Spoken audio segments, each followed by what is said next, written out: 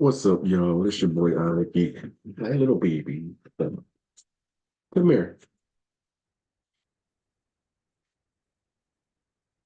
No, you don't want to come over here? You're a little baby. It's okay. You're a little baby. All right. We have officially been given our death sentence. 5 chapters left. So you want to hang on that for a second here. 5 chapters left.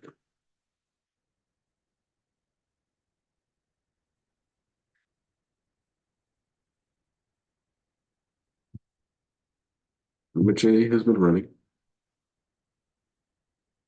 Or it's about to hit, I believe it's 10-year anniversary.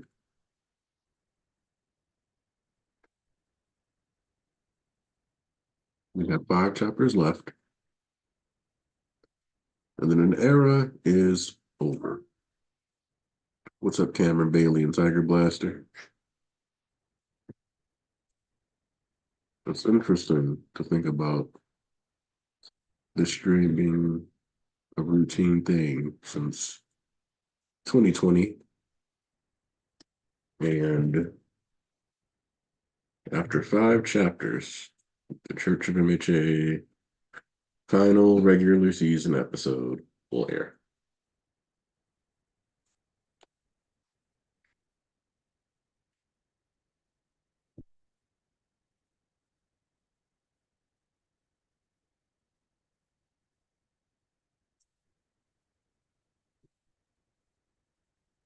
I've gone through a lot in life since becoming an MHA fan.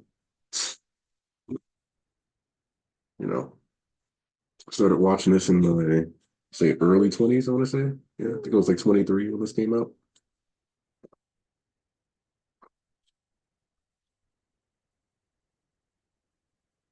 23, single, getting paid to listen to people's nonsense every day and write it down. Now I'm a married father. Yeah, I'm your father. You gonna come here, little daughter? No? Okay. I still listen to people's nonsense every day, but come here. Come here, precious daughter. Come here, precious fussy butt.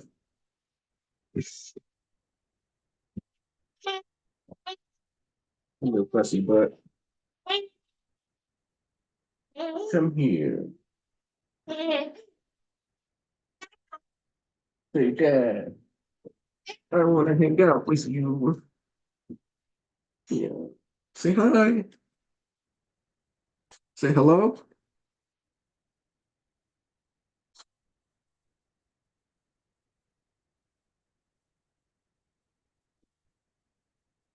That's right. I can't believe you've done this. There's only 5 more chapters. But yeah, and then it's just done. I mean, like somebody in the chat said, there'll probably be movies and stuff too, but no. The main story will have ended.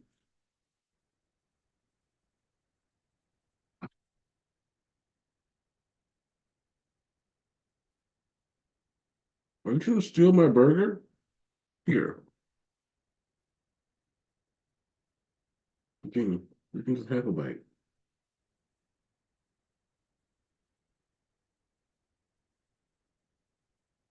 Yummy, yummy.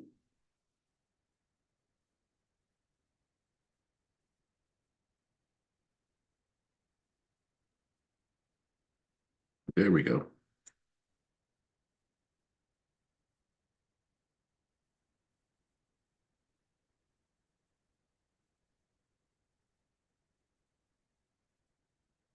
But the time for sentimentality isn't quite here yet. Also, based on the number of Sundays we have coming up, I'm assuming it's 5 chapters after this one that's dropping, but we'll see.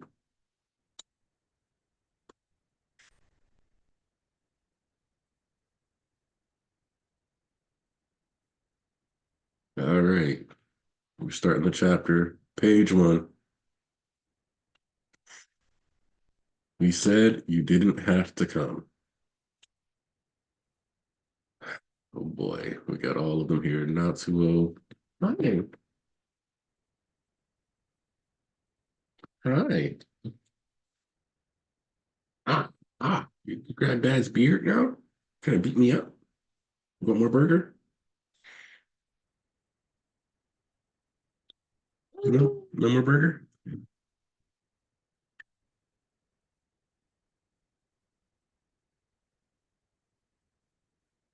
We got Natsuo, Fuyumi, already in the building. Fuyumi, of course, being the one who's opening up.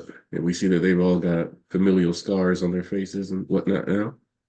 And races, I would say the same to you two. But Mom, and we see Endeavor wrapped like a mummy in the wheelchair, and the same goes for you as well, Ray. And Toto and Shoto shows up. Looks like they're in an area comparable to Tartarus. We're not all here out of a sense of duty, right? He can speak, but only for a few minutes per day. It's a slow march toward death that Toya Todoroki is now facing. And we see he's got one eye. Oh, no, he's got both eyes. That's a surprise, actually. Hi. What you trying to do? You seeing yourself in the Zoom? Yeah. The gang's all here. I ain't some damn tourist attraction. He's coughing. Toya, we're here to tell you about what comes next. Toya,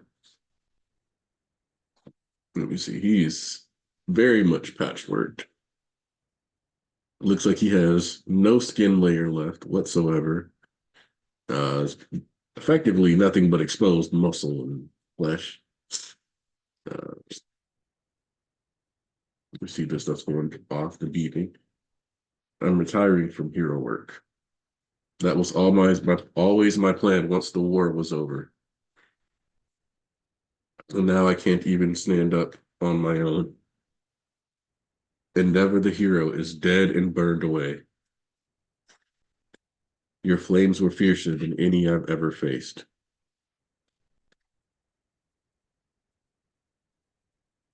Is that so? My condolences. Quit trying to play nice now that it's all over anyway, you freaking coward. We see that his heart rate's getting up. Fair point. You know me too well, Toya. You kept a close eye on me after all. Good, Jenny Bobini. You spun around? You only ever wanted me to watch you, but I never did. We get that flashback again to him crying, saying, having you for a father. And guess what? You aren't Endeavor. People can say what they like. And we see that cut back to Deku talking about how Toya isn't Endeavor. But the fact is that it's my hell flame burning inside you. I watch the video of you denouncing me every single day. Yeah, watch. And from now on, I'll come here every single day to talk with you. And we get that young Toya and NG again. I realize it's far too late, but let's talk. His heart rate is elevated. Any further strain could be dangerous. Ray, Natsuo, Fuyumi. Let's talk using the time that Shoto made sure we'd have together. If you hate me, so be it. Speak your mind lay into me and let me have it. And we see his heart rate's going up. Toya, I want to talk to. There's so much I want to say. And his heart rate is just going higher and higher. That's enough for today. You can return tomorrow. And Shoto says, one last thing, if it's okay. I have a question. Toya, what's your favorite food? It looks like he's reached his limit. Let him rest. You can come back another time. Toya says, soba.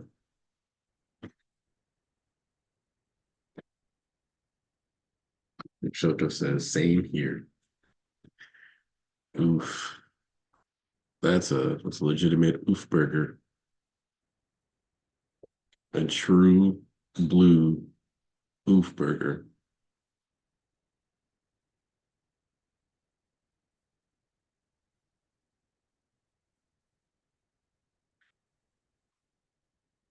That's I gotta let that marinate for a second. Genie Bobini. You pressing buttons? Yeah, this controller doesn't work for the Xbox. Yeah, thank you.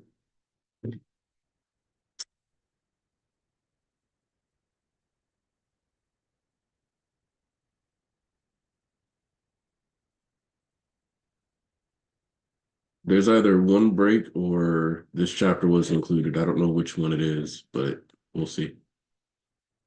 Running in parallel but forever apart. No, we're gonna mingle, whether you like it or not. Antonia says, Shoto, I'm sorry. And Natsuo says, listen, I'm done. Sorry, but nothing's changed about how I feel, and I don't want anything to do with you. Right. My girlfriend and I are getting married. No wedding though, and you won't get to meet her. And then Endeavor just responds, I'm sorry, but I understand. And Natsuo says, how about you, Fuyumi? You quit your job, right? I did, but the mother of one of my students said she's found a new job and can provide support. Honestly, I think we've taken responsibility. Punishment's been doled out too. Isn't that enough? I'll be making amends and apologizing for my sins for the rest of my life, whether you're all around to see it or not. And I'll shield you kids from the fiery fallout to the best of my ability. If there's a reason I survived, that's got to be it. And he so simply responds what sounds like hell. Yeah, it has been since I took him up on his offer to Tango. I never thought of you as a badass until this very moment, Dad. Are you headed back to school, Shoto? Yeah. Then hop in. You two says, thanks. Father, Mom. Dad. What? I'll be okay because my classmates will be there for me.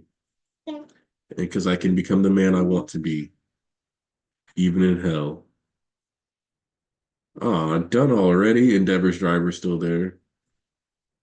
Well, how'd it go?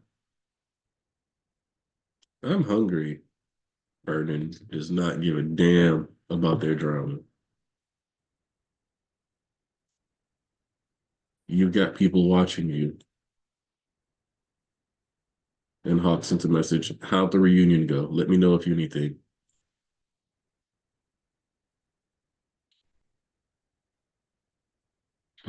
Huh? They told you you're free to go, but you don't want to walk out of here? Not yet, I said. Okay, so we're heading over to Hawks and the guy. Hey, why my daughter getting fussy? Hey, why is my daughter getting fussy? Oh, you taking my headphones? This is criminal activity, Jeannie. You trying to put them back? Okay, you almost got it. Noisy. You're so funny, baby. High five.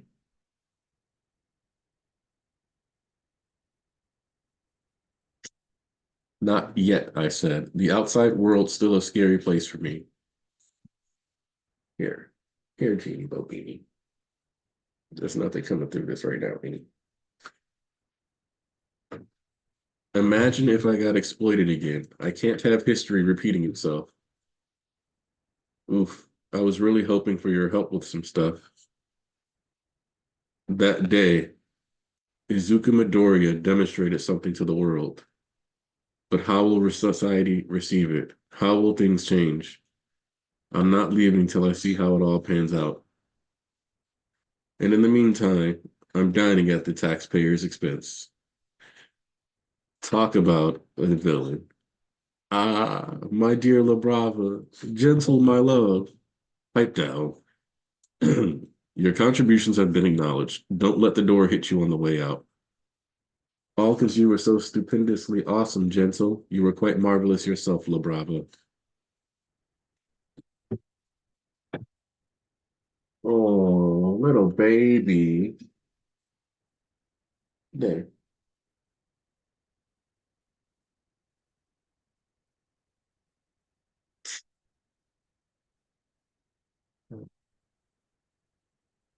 Let's see.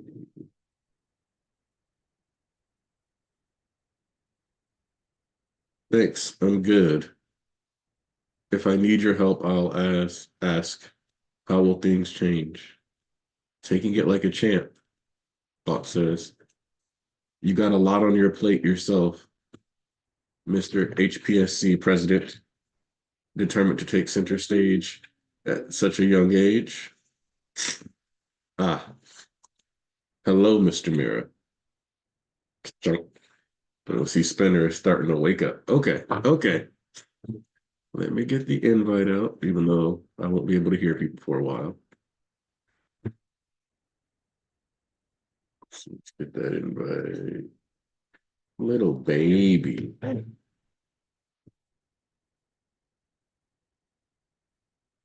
Hold on, little girl. Little daddy. Yeah.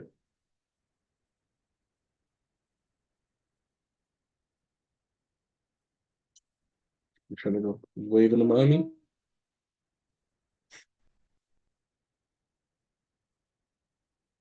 You trying to say hi to mommy?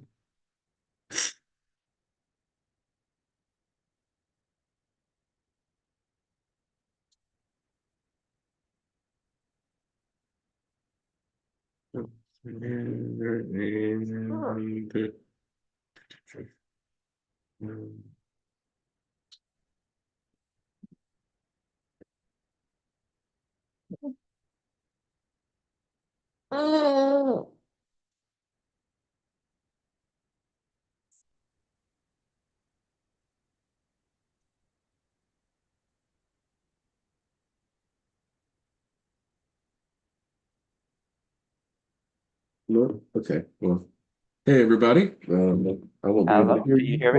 for the time being. Nothing Hey wrong with there. it. You don't need to throw it on the floor. Okay. I'll somewhat be able to hear you, even though she's gonna try to. Wait, can you hear me? I can hear you right now, Thomas. Okay, perfect. My mic is picking me up. Hello, long time no see. Hey, what up? I know you've Hello. been busy. I'll be honest, that stream, I felt I was too sleepy after work, so I slept right through it. Oh, that's all good. It's all good. And I see we got Sayez in the building, of course. Hello. I Hello. decided today I have to come. I don't have that much time, so I will have to leave at some point. But I mean, this was a chapter I had to come, right? Welcome, It was welcome. calling for you.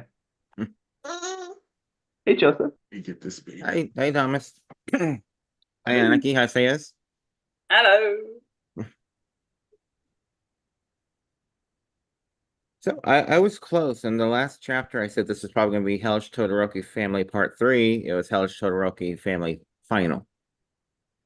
Hey, file's another way to say that number.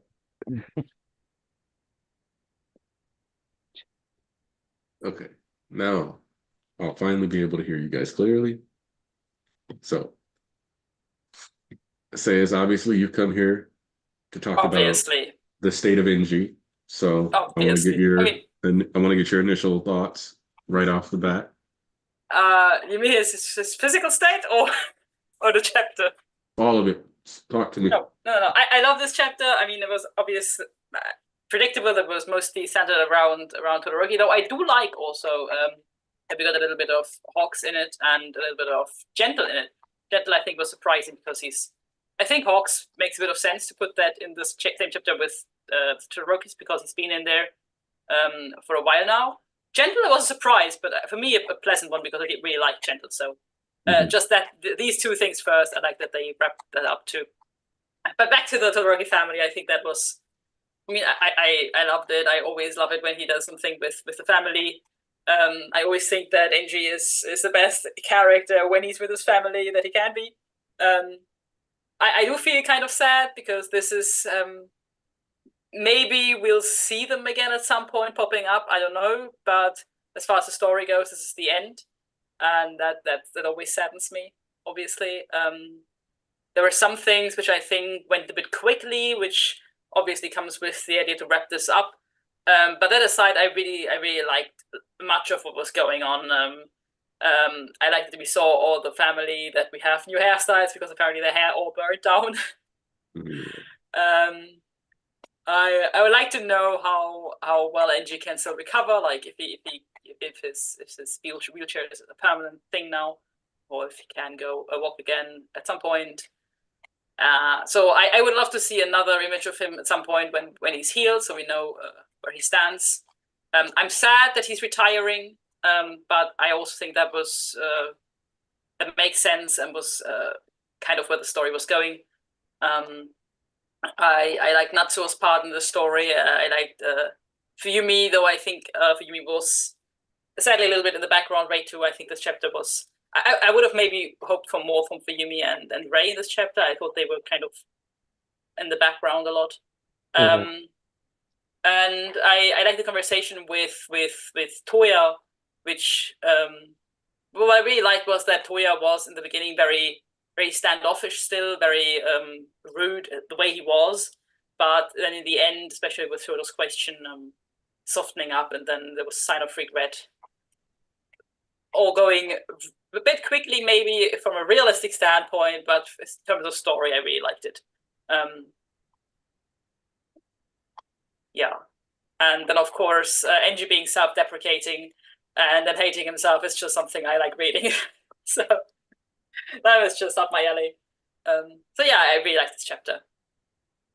So I kind of agree that it like feels really fast. Obviously, part of it is the timeline that we have for chapters left. I think the Fuyumi and Ray thing is a little. I do think that they don't say enough, but I'd also think that that's not in the case of Fuyumi, but in the case of Ray, I think that's we'll say a personality flaw that she's kind of had throughout the stories that she never says or like does enough. Yeah. Which in turn leads to so it's like it's fitting that her exit is kind of like a whimper, but it would have still been a little cathartic to have her reaction. And I think one of the things that we know is that she feels complicit in the fracturing of the family. Yeah. So, and far more so than anybody else. And I actually, like, as controversial as it is, yes, I think she's an abuse victim. But I do think that when you are there and present for a decade, I don't think you can fully absolve the person just because they are also a victim. Like, there's a point where you're a victim, but you're also complicit. Yeah. And so I think that I think both parents are choosing their own version of hell and like their own way of paying penance, because I think in Ray's mind, to a certain degree, and obviously it would have been nice to get a bit more details on this, but like she didn't push back enough. She didn't fight enough. She didn't try hard enough to get him pulled out of that mental state. and get him to see the good in this life that he had. And Enji, we're very clear on like how he feels about himself. You know, we don't really need to speculate on that. But in regards to his healing, I I've always looked at like the death of an endeavor as kind of not necessarily like an inevitable, but like a endeavor has to die. So I think it's very poignant that his ending is he's going to live the rest of his life as Enji, Yeah, and I Endeavor think is dead. yeah, I think his retirement make perfect sense. I think I've argued a lot with people about NG dying, and I've always been of the side that he won't die. But I think the fact that he retires was always something I thought it would happen because of a medical necessity, like he would lose his quirk or some sort of thing. I'm not sure now if he is retiring also because of medical necessity, because that is, I think, a little bit unclear if he can still recover and then technically be fit again in, I don't know, 5 months. But it seems that in any case, it is definitely also a choice he makes because of what's going on with the family. But I agree with Ray. The thing that kind of is with Ray that I think this story, and this a part of this why this is very quickly, that it is of course centered on Toya, but a lot of the discussions that they had were, while centering on Toya, go beyond Toya. So I think, for example, the fact that Natsuo wraps this up now is a quick follow-up, even though they will probably still visit Toya together, I guess, because they talked about how they have a certain time that they can visit, and my assumption would be that Natsuo and Enji would both still want to visit Toya, so they would by necessity meet at some point, and this sort of goodbye is maybe a bit premature, but I think it makes sense in that sense that we did get some time with Natsuo. He got a decent scene in the wrap up here, but other issues, for example, like the question of say Enji and Ray's marriage, is been completely like delegated. It's something that even if the solution is that they are going to stay together, which it seems like it now, it's at least something that I think should have been brought up at some point, but it never was. I think that is where this comes a little bit fast, these sorts of parts. And I agree with Fuyumi. I think with Ray, it's kind of a character flaw, a characteristic of her that she is quiet in the background. That makes sense. But Fuyumi has never been quiet, so that is a bit. I would have liked to hear more from Fuyumi, especially because Toya got to say quite a bit. Sorry, Natsuo got to say quite a bit. Fuyumi was very much in the background. I do feel like Fuyumi should have. I would say I'm more invested in Fuyumi's feelings than I am Natsuo's because of the role that Fuyumi got stuck playing within the family. But I also kind of feel like the implication of what she said is that she's going to be taking a job with somebody else's family, basically kind of she's pulling away from her family, which is kind of the inevitable decision that you tend to make in your 20s when your family is that kind of family, especially if you were in a role that required you to be responsible for people more. So it's very common for older siblings to kind of ghost out for a bit. So from that perspective, I kind of see like that's probably what Horikoshi's going for. She's like, yeah, I'm gonna go to work.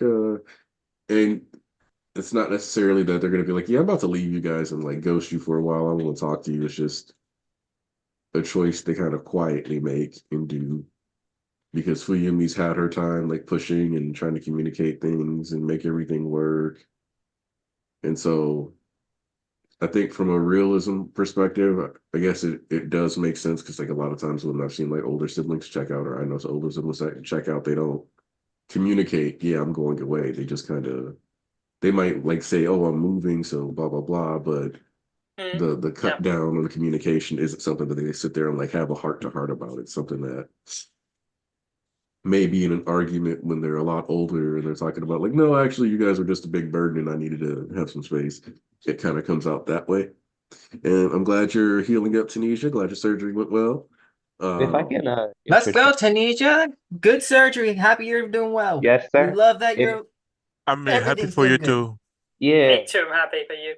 If I could interject, Everything goes well too.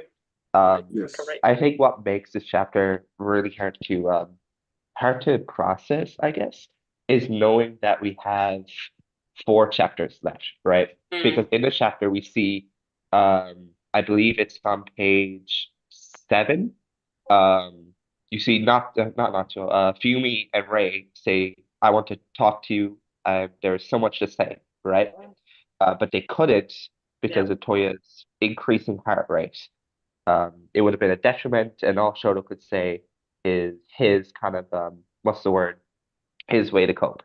However, knowing that it's going to be put into the background, that makes it like really. I want to see Ray's chat. Oh. I want to see Fumi's, but we're going to get that in like off screen, and I think that's the biggest disappointment in this chapter. Because I like it that like, oh, Toya's going to slowly pass away. It's not we time skip to the end. But I kind of do want to see it. Because this is going to be the last time we'll see Natsuo, at least to me. Yeah. Natsuo telling Endeavor, "Hey, listen, I'm a fuck off. You'll never see me again. You won't even come to the wedding." Kind of disappointing. We're most likely going to see Dabi pass away in the final chapter, just as a panel or 2. It's just I feel like that's the disappointing part about this chapter. Yeah. Oh, small thing that I just real quick wanted to emphasize as a high point. Toya had claimed that his tear ducts were burned. True. You can't sleep, right? So that was, I guess, I think each individual family member, like as far as Natsuo goes, yes, he's like, yeah, I'm done with you, blah, blah, blah, blah. But I kind of am hoping that we at least get a panel or 2 of his wedding. There's like certain stuff that, because I feel like like the Todoroki drama, like the hell is kind of over.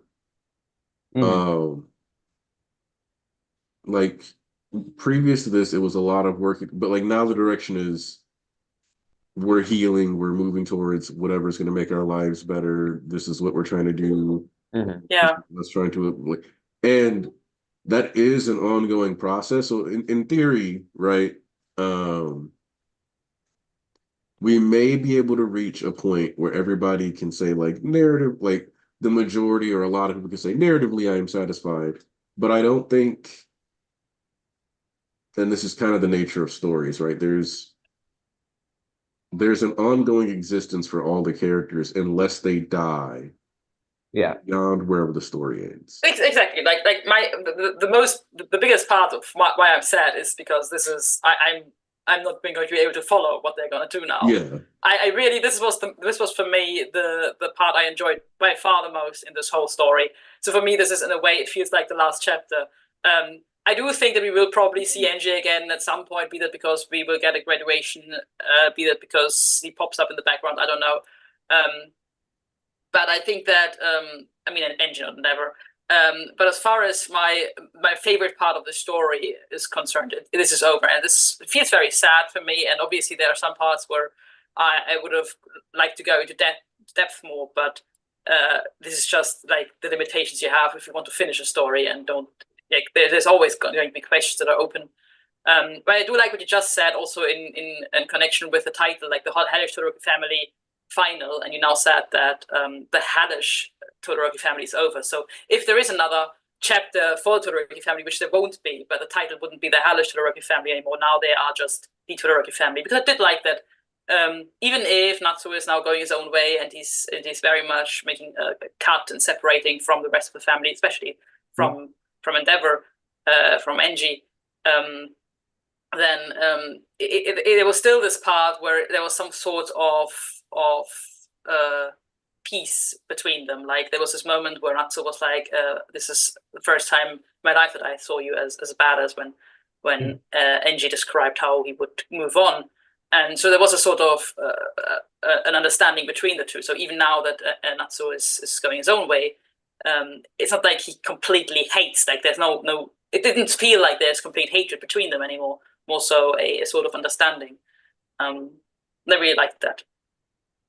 Speaking of Natsuro, do you think there's a possibility he takes his girlfriend's name? Yes. Yeah. Yes, yes, Yeah. I think so. Yeah. I don't want to say I'll guarantee it, but yeah. Especially because it's a bit more common for the more prestigious family's name to be taken. So it can go either way. Uh, which also the this is a very small detail or like a thing to like extrapolate from this chapter. And if you guys disagree, that's fine. Um, but I think this also shows that there is or realistically was a part of Dabi that would have cared about the league. And I don't think just Endeavor's death is announced this chapter. I think the death of Dabi, like the persona, is finally dead. And I think Yeah. Yeah. like Hmm. because when you get that image of them, yes, he's wearing like the Dabi coat, but that's mostly because we don't have, really any other outfits for him. Also, poetic that both of them are missing their right arms. But Yeah. Mhm. you have Enji in a regular like shirt and Toya not with the spiked up hair that you see with Dabi, but just laying flat.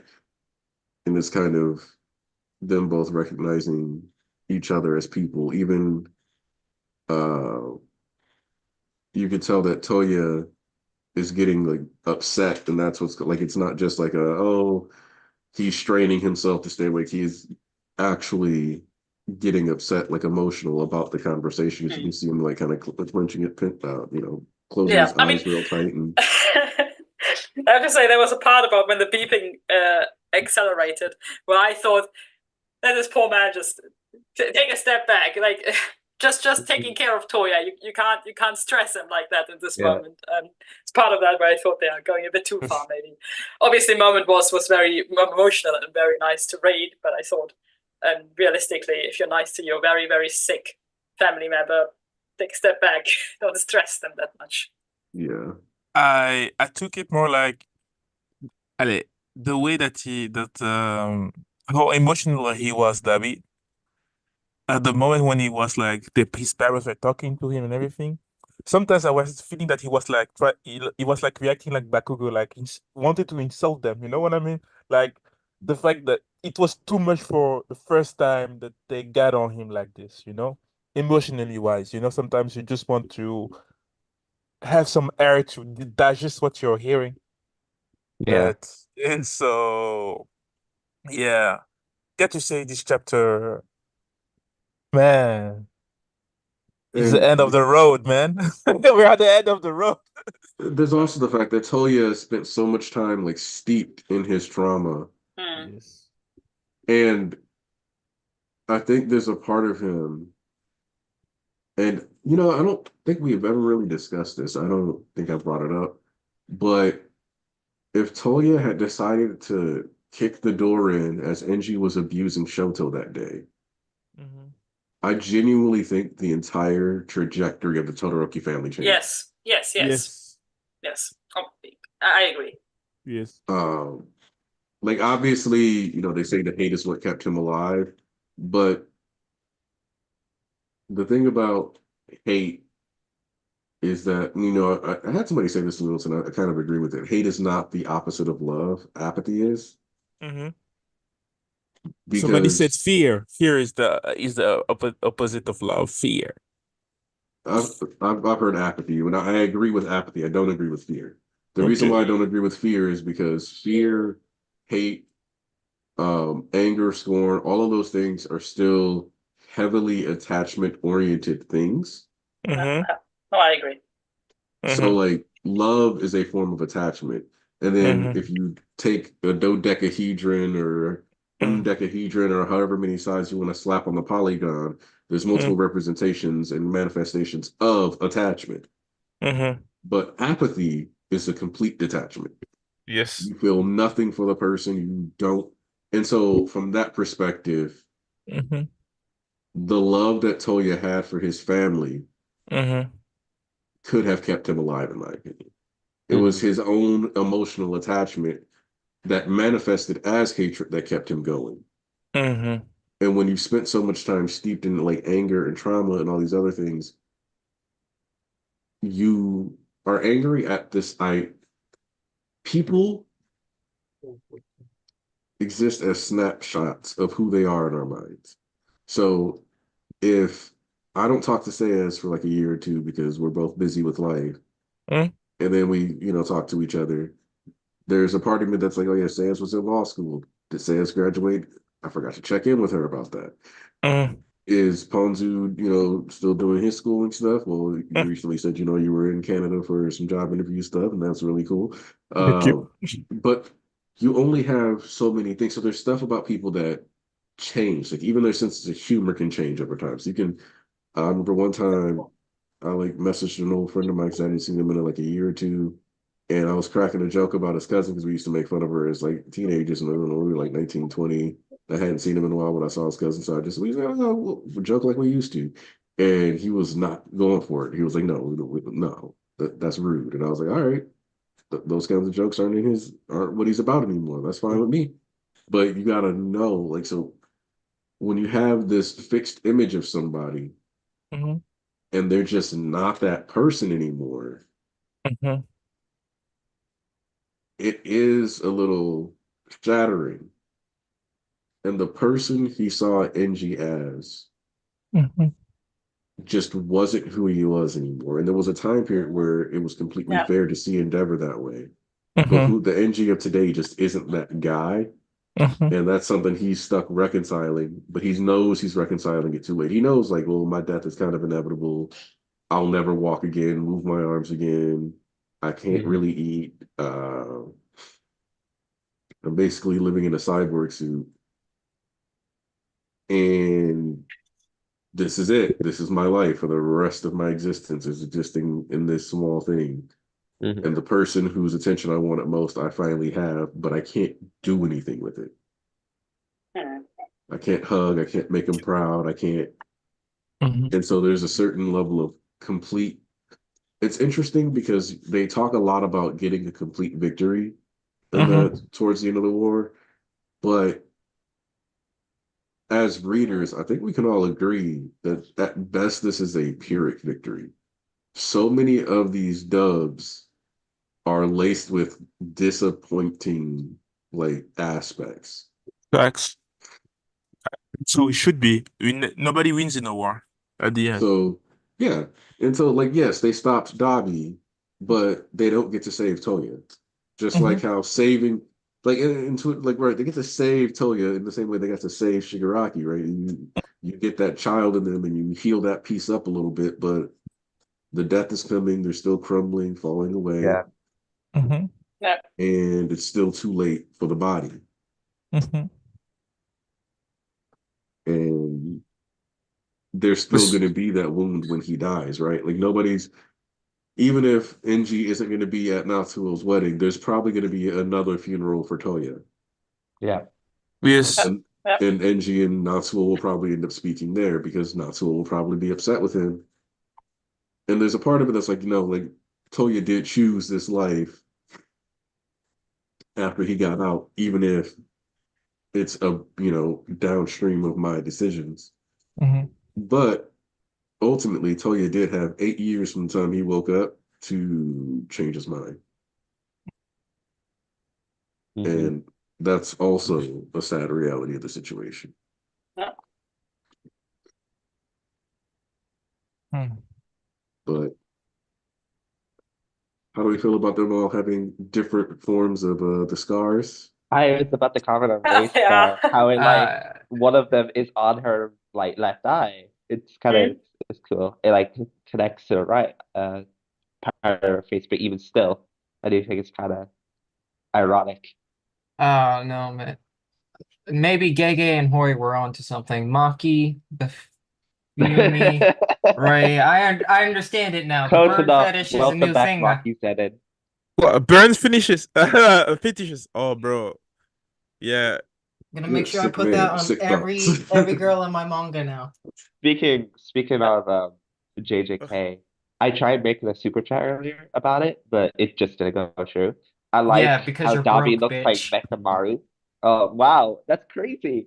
Okay, guys, chill out, chill out. Davi's little medical, I don't know what that is, looks gruesome. Yeah, It looks, I don't understand it from a medical perspective. I'm not a medic, so I have no clue about any of that. But I don't get it. It looks gruesome.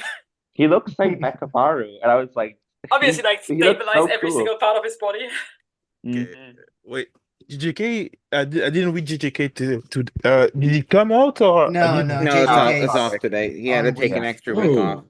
Oh, hold up. Cameron Bailey asked a question that I actually do kind of want us to talk about because I feel like we'll be able to talk about the Todorokis for a while.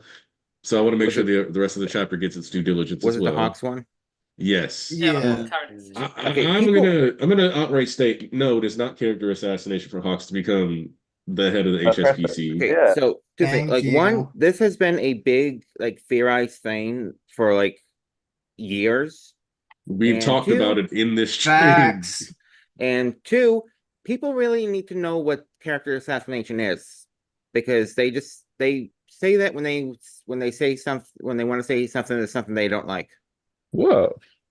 Well, okay, wait. People are mad that he became. Yeah. Oh man. Yeah. I'm kind of divided on this. I don't think it's character assassination. I think it makes sense. I think he's a bit too young for the job, though. And that's why I like it. That's why I to me, like that's it. the only argument is that he is too young to be the friend. Like that's it. Everything else, no, makes sense. But that I like it. needs a little Even more Angie experience in the said, bureaucratic side. even Angie said he was too young for the job. The, and the that reason passed. it's And that's coming why up is from villain stands. All I've seen are villains saying is he's a killer. He did all the commands willingly, so he wouldn't really fix anything. So something I don't get, right? Because I've seen him extend this to Nagant, right? But it always made sense to me that Hawks and Nagant would team up and like handle it Yes. together.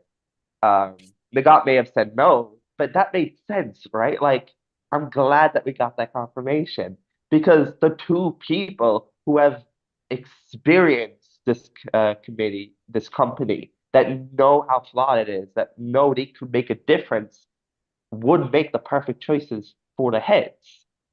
And the other part about this is the implication here, based on this panel layout, is that Mira is with Spinner. So first Yeah, off, I don't like when people act like Hawks. First, okay, I know people will say that this is harsh, but Hawks was justified in killing twice. Thank Yeah. you. Yeah. Yes. Tough, man. Like, Yeah. and it's Yeah. and like, and I think the other thing that people don't realize, the killing can be justified and still be tragic. Yes. Mhm. It is not one or the other. Mhm. It is not like, oh man, this person broke into my house and had like a gun pointed at my child, so I shot them. That's so sad. No, it's I'm a bad person. It's damn, it sucks that I had to kill that guy, but he was about to kill my family, and that's the choice I had to make. Yes. Similarly, it was kill twice or every hero dies. more or That's the less. thing. That's the thing. That's the thing. I was always at the end. He was a man with a mission. You know what I mean? At the end, he was a man with a mission. He Mhm. tried to be the better person, but as a man, he's not one. He's not the main character in the story, and two, he had something to do. He had to stop the worst thing to happen because if Twice was alive, loyal as he was, The it story's would have. over. Sorry. Exactly. The story's over. Yes, Yeah. the story is over. So, like you said, that's why, Mario Academia, we can talk about mistakes that the writer make, but still, most of the time, his choices for certain things, most of the time, are logical. Yeah, and Yeah. adding on to that, like we're forgetting, Hawks gave this man like 3 chances to live. What do you want the man So more to it's do? like he tried 3 times, saying, "Stop trying to run my fade. I'm gonna murk you right now if you don't." So it's like, why are we acting like he didn't give him chances, and that Twice wasn't a literal nuke that would kill everyone? Because I get people not being happy with how Hawks went about it, right? I get them being like, oh, he should have befriended him, but like he had to befriend him. How was he going to get close? Like you Exactly. can put us, we can acknowledge that your feelings. You know what? If you're not happy he died, you're more than happy to like have that opinion.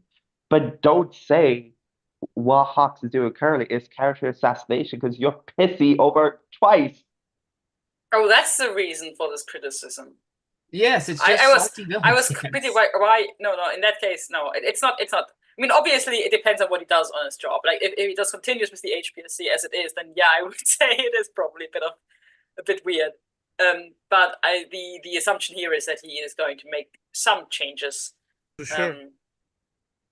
The one thing that makes me kind of sad, and this is not something that has to do with Hawks retiring, because obviously he lost his quirk, what's going to do?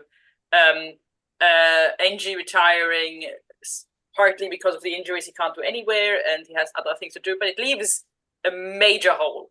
And I think that's a little bit something where I think I would like to have one of the next chapters to be around where we here in the state of like heroism, because it seems like Angel is retired, Hawks is retired from being a hero, Jeans was already injured with his lungs, Edshot is basically out, I guess. Myrtle has lost basically all her limbs. I don't know if she has any limbs left, to be honest. I haven't checked yet.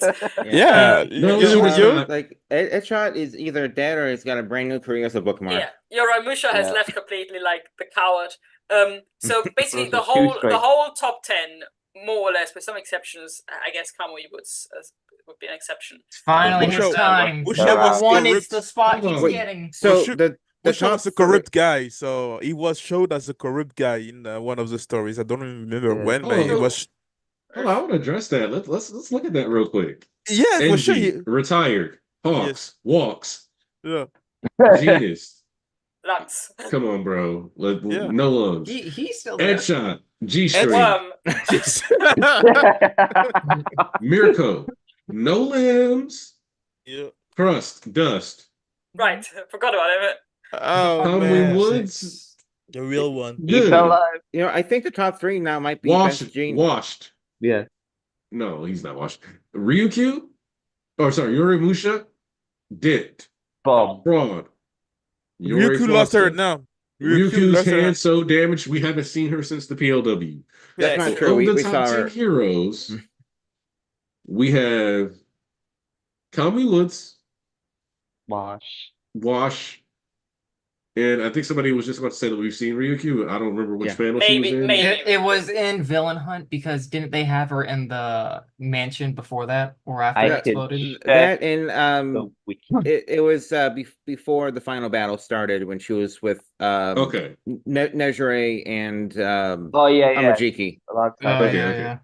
So where was the war? Like for me, the thing is that for me, I do like NG retiring, but I also think in the current situation, which is basically every hero is gone, and if he can still heal, maybe he should have stayed active for like 2 more years until there was like this gap was kind of solved. But isn't his leg and arm gone? That's the thing. Like I don't know where he is in the medical. Like this is I think the chapter kept it kind of open. He said he can't walk anymore. He can't walk anymore, but he also didn't say if it was permanent. Yeah, I took that as permanent. Yeah, I don't think Corey would add that without, you know. I'm trying to get an angle. Though. I'm trying to get an angle on him. Oh, there she was. Oh, I see her now. I'm trying to get an angle on that fucking leg to see if we can find. While you do that, he still has both legs. Page 4 and 5, Aniki, like the one where he's like, I can't stand up on my own. You can see both legs. Well, there's a weird shadow on the right leg, so it's either gone or... He still has both legs, I think. We've seen him from the front at some point, haven't we? Yeah, they use a white outline so you can Yeah, he has seen from the front. In the first chapter, they meet Toya. He definitely still has both legs, so unless he's paralyzed, which he hasn't said, there is a chance that he can walk again, and he just lost his arm, and we know he can't fight without his arm. So, this is a sort of I like it for NG's sake, this story. But if we keep in mind that the whole top 10 is basically gone, apart from a few who are way down the line in the top 10. Yes, there's a new generation coming up with Mirio, but there's still like it's a stressful time, and I'm not sure if I'm not sure Japan would feel safe with wheelchair hero Endeavor, bro. But I also take that. But how about no hero? Yeah, but Edgy's mindset currently is I'm retiring. I don't think he's going to break that word. I think he's But- going to focus on actually still atoning, but also Yeah, staying he's gonna focus on his out. family. Yeah. Deku is still And there. his, Deku is still there. Yeah. All the we kids are know- still there too. Yes, kid. Allez, So- he's Yeah, the Deku is new- in school. Deku is in school. So, yes, okay, yes. okay. I'm gonna be honest.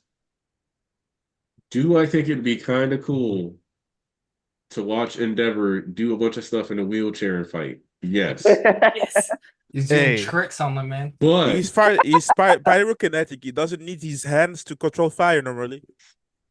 But I think if we were going to get something like that, it wouldn't be like, regardless of whether or not he was going to be like retired or not. I think it's completely fair, especially given the nature of the way healing has been done in this series, to have him be out of commission for several months. Yeah. Aizawa was out of commission for at least a month. Like when they got Deku, he was still at the Yeah, hospital. sure. Several months, obviously. So yeah, like being just straight up out of commission is fine. I was kind of thinking about, like imagine Endeavor is a teacher at UA, and somebody tries to attack the school, and he's like busting tricks on some low level villains in his wheelchair. That'd be kind of fun. Yeah, man, he pops a wheelie on him. I mean, it's But- funny because I was just watching this clip from Across the Spider-Verse, and it's one of the spiders is a woman in like this Yeah. wheelchair. Yes. Okay. What up, Walt? Hey. Yo. Hey. So, gosh, I mean, 5 chapters left, 4 chapters left now. Jeez. Are we guaranteed a break or not? That's what I need to know. We're guaranteed one based on Okay. how the best they said August 5th, Fuck. and that's another 5 weeks from now, but you can't have 5 weeks of chapters if there are only 4 chapters left. So Well, okay, so the reason why I was asking that is because the 5 chapters left announcement was like it popped up on Twitter like in the middle of the week, which means that it could have been intended that when this chapter dropped, hey, we've got 5 chapters left. I don't know. So that's why I'm Feels- like, do we? That's why I've been asking, like, do we have actual confirmed break, or is it a speculative break, including this chapter? I in the wonder 5? before the final chapter, that'll be the break. You know what I'm guessing, man? Like I'm guessing it's gonna be 426, 427, 428 break, and then we get to 429, 430. And typically when a Jump series ends, they'll have the last cover for it be on its second to last chapter. So you're gonna get that last MHA cover ever at the end of July. So I mean, it's funny you guys are also mentioning Endeavor being in a wheelchair. I mean, there are the injuries to take into account, yes, but like I got the sense after PLW, he's just like, I can't be a hero. No, I after agree. I this. agree. I agree. I think for Endeavor's story, it makes perfect sense. I also don't think he would make a wheelchair hero. It's just for me, I just thought that in the current state that the hero society is, which it seems to be that they want to keep the hero system going similarly how it is done before. And just with the amount of losses they took, and the assumption being that we've now just had a major war, and yes, it now look everything kind of great, but there's still obviously conflict and trouble that arises from this conflict that happened. If he is in a state where he can recover, that is, of course, he still lost his arm, but he can go into a situation where he could technically fight again, then this would be a weird time to retire, even if it makes perfect sense for his character, given that he's kind of dedicated himself to Japan. And yeah. Okay, before we go any further, I gotta acknowledge this super chat from Mr. Andrew, Yes, sir, Andrew. who says, "Hello, I am here in a bad mood, but still happy to see Nagant and Fuyumi. Even with scars, they're still beautiful." There you go. Gave you an All Might voice for that. It was amazing. It was Perfect. Can I just say that I like Ray's haircut? Like it I more love than it. for you. Ray's Ray's always haircut, beautiful, man. Ray's I- short hair. I mean, she looks a lot more Like, I mean, there was always the resemblance between her and Fuyumi, but like now seeing it because Fuyumi has her hair tied in a ponytail, so you see, like, you mostly see the hair around her head. I Yeah, was the looking at her, I was resemblance. like, damn, they really are mother and daughter. Hmm. So Doesn't Fuyumi also have short hair now? Yeah. I mean, Yeah, she's It's not, always it's not had a it. pony. It's not a ponytail, right? It's I'm not. trying to see if I It's can. it's the same style. yeah, Yeah. I mean, I'm sure they all also, took hair damage though, because look, Yeah, Natsu's hair is I'm sure they all had some hair burn away, and then they got Yeah. a shorter haircut from that. for Yeah. me, the absolute like just the heavy hit this chapter, I was like, ooh, right in the feels, was when Shoto was asking about Toya's favorite food. Yeah. And that was Oh like yeah. Yeah. absolutely I like the scene reminded me, I don't know how many of you have seen Justified, but like the main protagonist and antagonist of the show that's kind of going back and forth across 6 seasons and are talking, and it's like it seems like they absolutely hate each other's guts, but it's like why are they so familiar with one another? And their last scene in the show is really an acknowledgement of their similarities and their connection. And that was the thing I thought of when I first saw this exchange between Toya and his brother. And remember, like Toya said his tear ducts were burnt, right? So like the more he used his powers, the more like his body would just become more and more inhuman. So and it's like he's cried tears of blood a few times, and it's kind of ambiguous. It's like how much does he feel? How much does he not? And it's like this chapter kind of confirms that it's more his body being so debilitated in revenge against his father and also trying to please him that it's prevented him from really expressing how he actually feels, right? There are many times where he's kind of laughing or whatnot, and you see in flashbacks that he's crying when he has these types of outbursts. So when he's an adult as Dabi and he's yelling or laughing, you can more infer that he is crying in those scenes and he wants to, but he can't do it. And it's so like it's sappy, but it's also so beautifully tragic that he's only able to cry once again, showing how extensive his remorse is. He's only able to do it again when he fully realizes that he was targeting his anger at his brother who went through the same thing he did. And it was really just venting his anger at somebody who just did not deserve it whatsoever. And that's why he's like, I'm sorry, Shoto. And I was, oh God. I mean, man, what a freaking storyline. It It was hits so hard. It's one of the best I- things. Oh, I welcome, also- Seth. Hello, Hey. Seth. Good morning. Well, Joseph. Good morning. Say something, Sans? Yeah, I also really liked that scene with the soba. I really liked it, and then 2 seconds later, I was like, "That's a bit on the nose, though," because not because I didn't like the scene, but because there is this sort of stereotype in anime and manga that characters are basically their favorite food. Like the favorite food is super important sort of information about a character. Like if you asked me my favorite food, I wouldn't know how to answer because there's a lot of food I like. But there is a sort of stereotype with anime fans and manga fans that they make the favorite food of a character a hugely important part. Like how Hawks in art and in fanfic always only eats chicken. These sorts of things. And it kind of reminded me how this benign question of what's your favorite food, which a lot of people can't answer decisively or will change on a day-to-day matter, has become such an emotional moment here suddenly. It's so good. Like it's their way of saying that they are in fact the same, and it's like, oh my gosh. Yeah, they're brothers. I can't. So the other part about that I really like is that Natsuo yelled at Enji and said, "I could have been having soba with Shoto." this whole time. I just found out that his favorite dish is soba.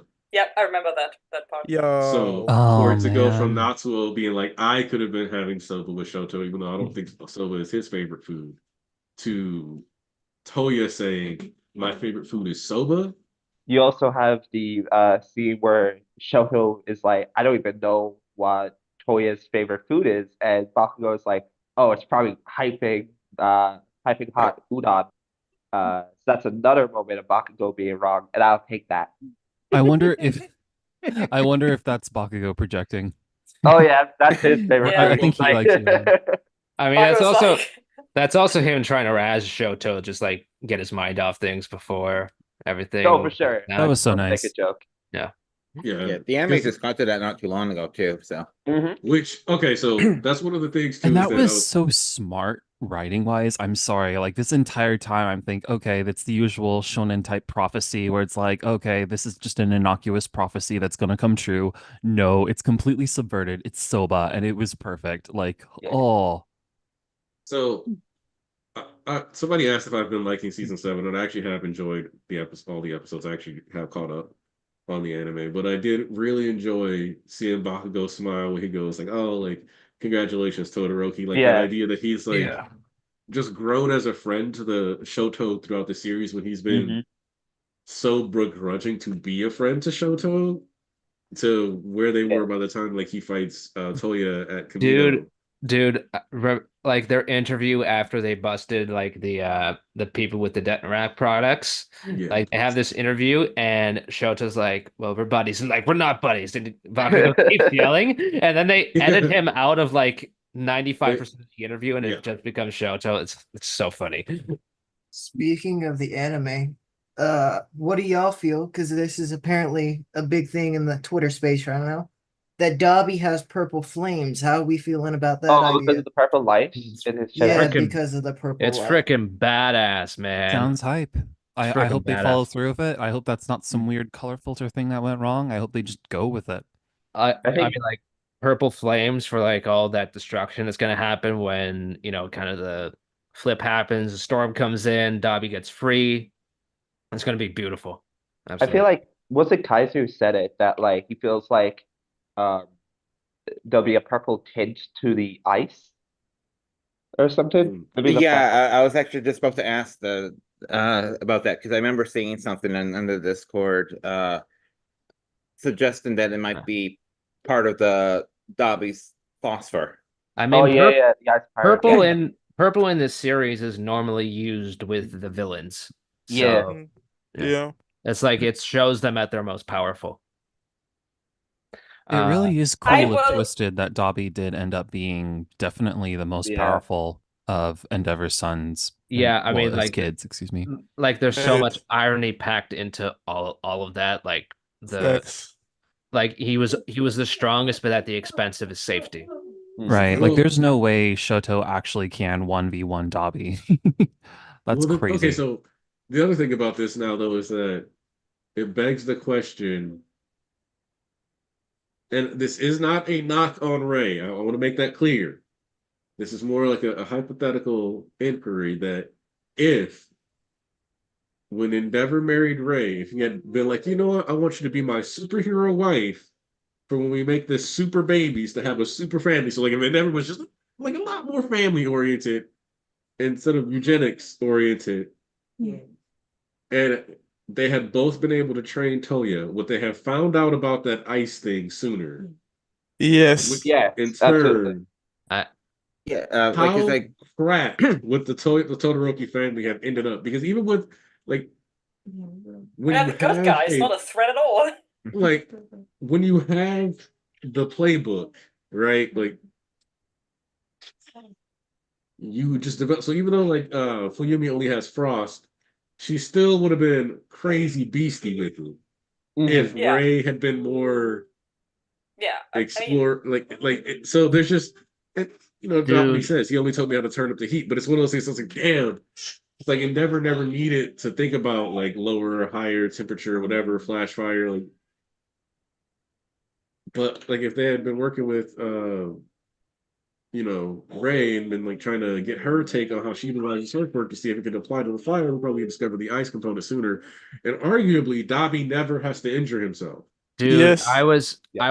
I was arguing about this on Twitter like a year ago when the ice thing was revealed. And they're like, no, it's like that didn't matter. I'm like, well, okay, that part didn't matter, but like I think that just adds to the tragedy that Endeavor never really waited to see. He was so insistent on pushing Toya when he was like 5 years old. Remember?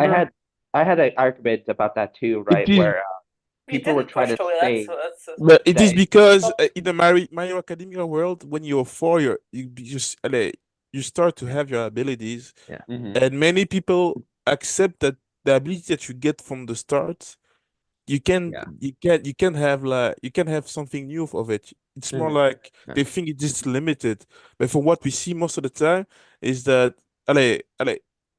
sometimes your power is not what it is. It's something literally totally different. I find it so Yeah. interesting. The thing is, I don't think we have even now a clear definition of what Toya's power actually is. So there's a lot of I don't think we ever speculation will. there, and exactly, I don't think we ever will. But there's a lot of speculation on what could have been, what can it actually do? Like, is it something that only kicks in like this life and death moment and wouldn't have kicked in before? We don't know any of that. There's a lot of speculation. I agree definitely that if Ray had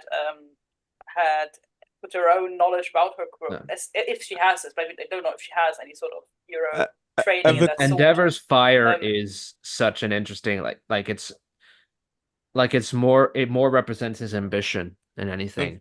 And you'll notice the kids who are not so taken in with that, Fuyumi and Natsuo, they seem to have more ice-based quirks, which is like the kinder, gentler side.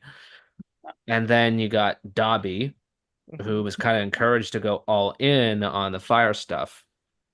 But even as his hair turned to white and whatnot, like I think that was part of like the ice part of his quirk forming, inside him.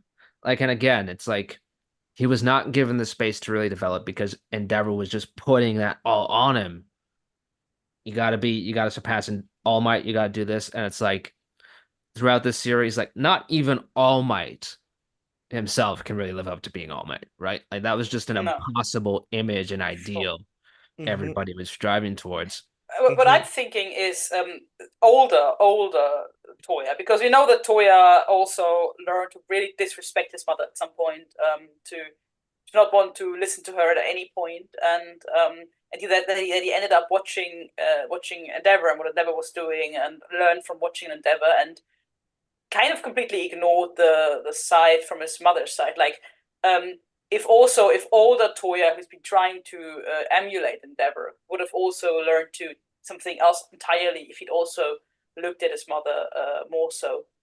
And he became really radical. That's what we saw. He closed himself from any other path at really young age. He became just like his dad. Yes, very he was obsessed, obsessed. He became obsessed to just, when you think about it, we never saw Endeavor burn literally. Burn literally from his flames, like getting like scorching marks on his skin. So what we saw when Toya started to use it as a kid, he had scorching marks on his skin. So something was fundamentally different. And even as a father,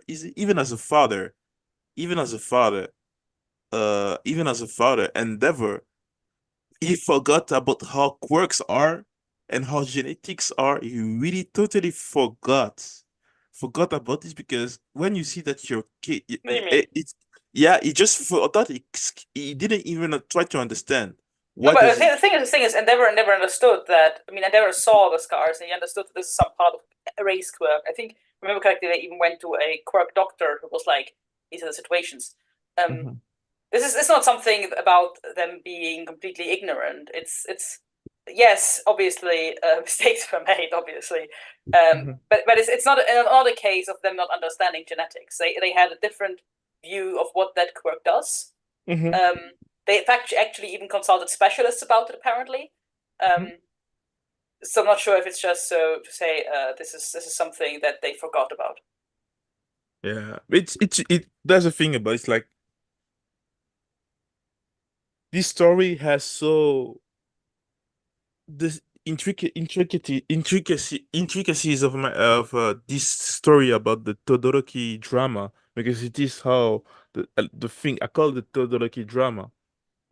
Well, what I The- think what really makes interesting is thinking about Fuyumi's and Natsu's quirk. Like we know that Toya's quirk at the beginnings looked suitable to what Enji was doing, so he started training him and then stopped when he saw what he perceived as a weakness, which is the Ray's weakness to fire, apparently. Yeah. And then he stopped training Toya at that point and stopped pushing him. And he apparently decided very early on.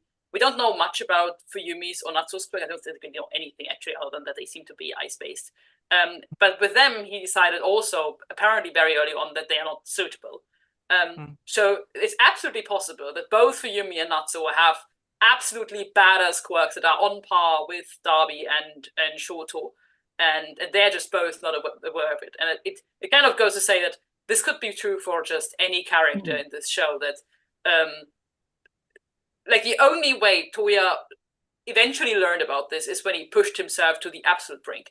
Obviously, if he had been trained more properly and more attention put to that, they might have been able to figure that out sooner. But this would probably be true for the majority. It would definitely be true for Fuyumi and Natsu, and probably be true for the majority of the people in this world, that there is some look at they look at their powers at like age 4 to 12, say, and then at that point it's kind of decided if that's a quirk suitable to be a hero or not. And then after that they completely ignore that part of their powers. And they all could, if they actually at some point really pushed into this and really looked into what they can do, really come up with like awesome powers. I think about Natsu, how Natsu always complains about him having some weakness with, like, every time it's hot, he's complaining about it's too hot for him, and it's not good for him. Which is kind of similar to Toya's reaction to fire. Like when Toya is burning, he's getting injured. But I'm really thinking about whether if Natsu really pushed into this weakness, he could find some new, really, really, really scary power.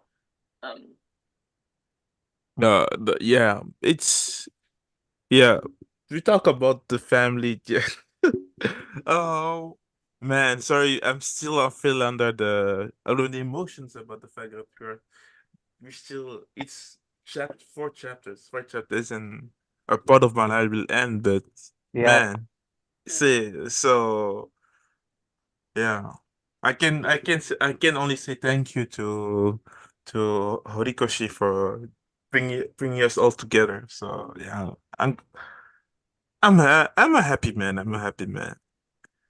Oh man, Hawks being trying to change the world as a young man. I had a question. I forgot about it.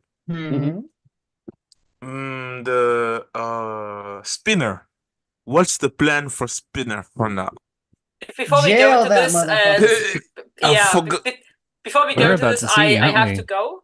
Yes. I understand I have to go. So I thank you for having me. I really like this chapter. I'll be having Nice a to lot of see you, fun Sayas. talking.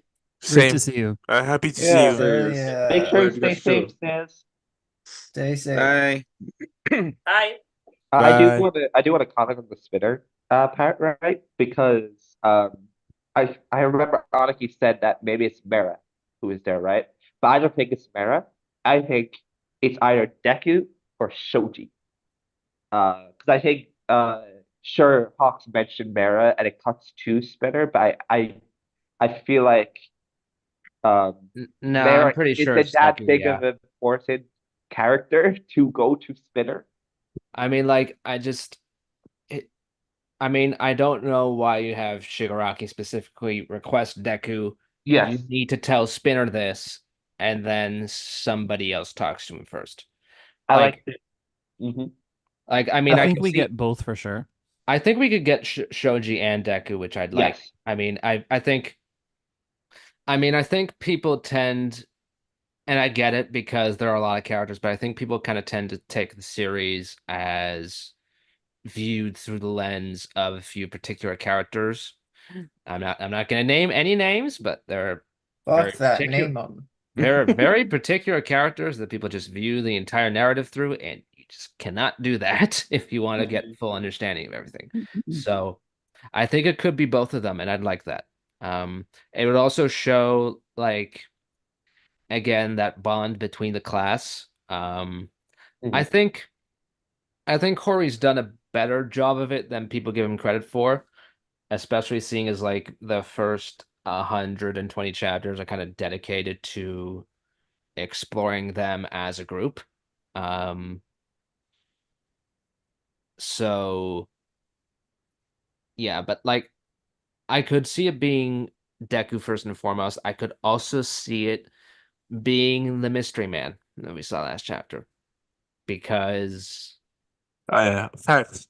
I mean, I was seeing some theories like, oh, well, Shigaraki. I'm like, well, I mean, I don't know. Like it just feels like Cope, man. Like I think he's gone. I think that new guy is more to represent that the villain leaves on at the end. a second chance, really. I love a good coat. And I mean, For me- and also this volume 41 is confirmed to be ending at chapter 422. So that leaves 8 chapters for the final volume to pick up. Now, the interesting thing with this is that MHA volumes have been 12 chapters for a long time now. They've been 12 chapters because Horikoshi tends to write some shorter chapters. He goes for detail, quality over quantity. But you can't really fill a full volume at his normal length with 8 chapters. So you're definitely getting 1 or 2 chapters that have extended page counts, and it's probably the last 2. Either that or a lot of volume extras. Well, I mean, I'm going on vacation one of these weekends, so I'm hoping that's the break week. So for me is that for Spinner, I need him to hear Deku's the Shigaraki last words from Deku to him. His reaction, I need to see that, because he was the storyteller from the villain side. That's what was segmented in the story, that he was the storyteller of Shigaraki's tale, and how. Hello? Oh no, Hello? I was gonna say something, but you continued, so I stopped to let you. Okay. So it is important for me, because for me it was something that was interesting, because the story was told through Deku's mouth most of the time. That's how we were seeing the story. At the moment that it shifted to MVA, it was not. We didn't hear the story from Shigaraki's perspective, but we saw it from the perspective of Spinner. So that explains how we got like twice his side of things and other things, because Deck is going to hear it from Spinner, probably. Yeah, that's pretty much what I was gonna say. Like this is probably how we start to get the villain perspective. Like it explains why Spinner was the guest lecturer for that stretch of the story. That's from, and yeah, that at the end the story will always be about villains and heroes. We can and I think Horikoshi knows that as a writer himself, that he tried to write a message of hope. There always will be villains, and sometimes because they think that they are their own heroes, their own story, they won't change, and that's why I want to know how Spinner will act, and how he will react to the situation, because what Shigaraki said at the end is, till the end I fought. Tell that to Spinner, my best friend, that till the end I fought. I fought for what I believe in. So what will Spinner do? That's the question. So yeah, I can't wait for the rest. I'm not gonna lie. All I understood from that is everyone here was calling Spinner a rat fuck who snitched to the feds, man. I personally would never do that. What? When did I miss that? Your entire speech was about how Spinner's a snitch. Me? Yeah. It's Whoa, deeper whoa. than that. It's That's deeper than unserious. The I think the Shanks rat joke has kind of run its course. I think Dang. So so. look with Spinner.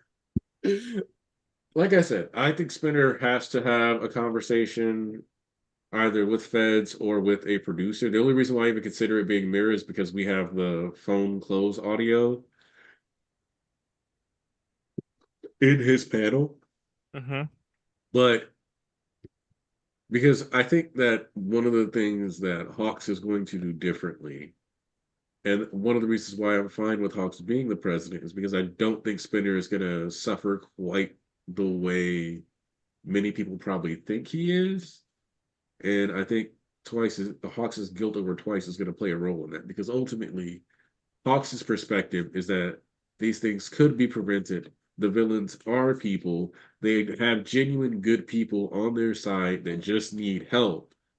And I think that's how he's going to perceive Spinner. And that's where unpacking some of the heteromorph discrimination, getting better situations for them, rolling and all that is going to come from hi, little baby. I it's Oh, that's I your baby. wanted I thought you to were having Hawks call Spinner a baby. I was like, what? It's I gotta turn on actually the wanted to charm. I actually wanted to talk about Hawks for a little bit because he was his demeanor in this chapter was interesting.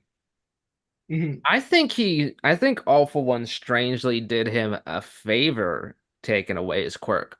Yeah, that's what he always wanted.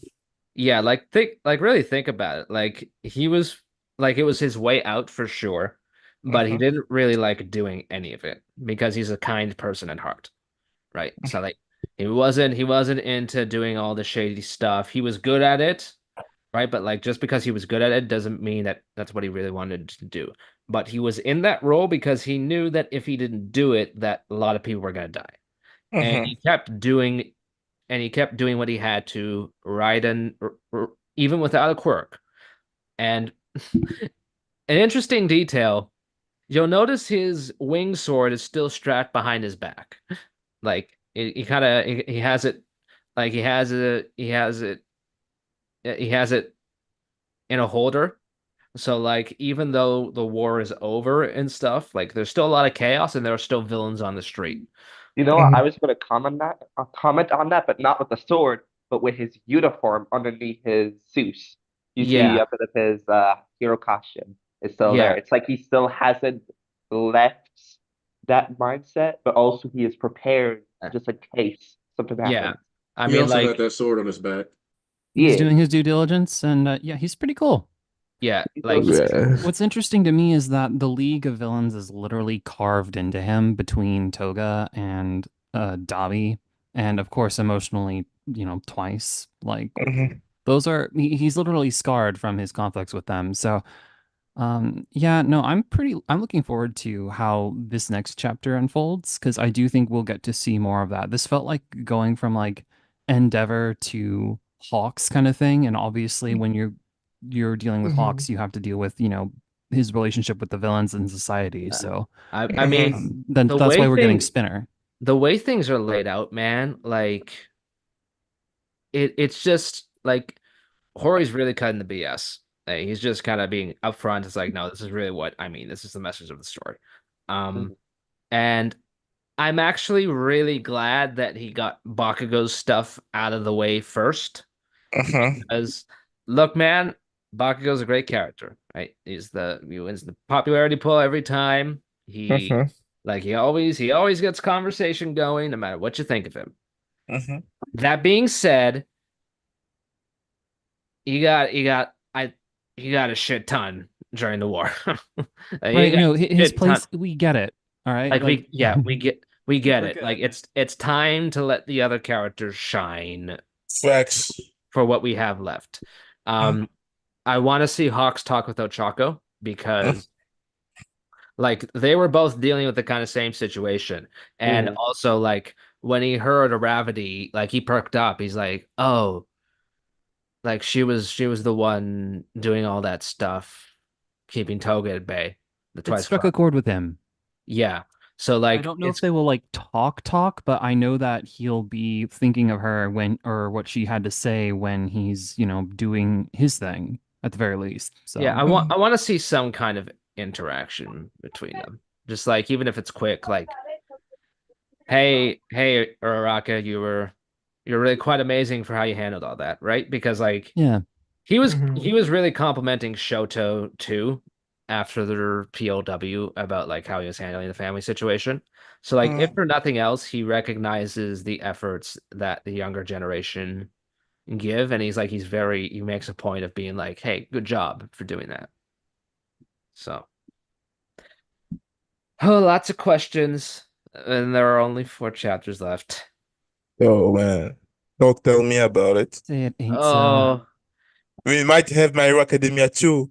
No, Let you Google I it. will say though, this one felt so substantive, like just man, like when I heard that there's only this many chapters left, I was like, I was devastated. I wanted more, of course, I thought but we should get a whole volume. but I That's don't, what I thought. I don't know what more you can say about the Todoroki family. Like Horikoshi just I feel nailed it. like you could have had more. There was way more. Ray could have talked. Yumi could have talked. There's a lot more that could have been done. I think we will still get some more. Like it's not literally completely done because like we still have 4 more chapters. We're not going to see. We're not never going to see Endeavor again. Like that's I not agree, but I don't like. feel a But I need just to mean go like in back to terms of Dobby like after this.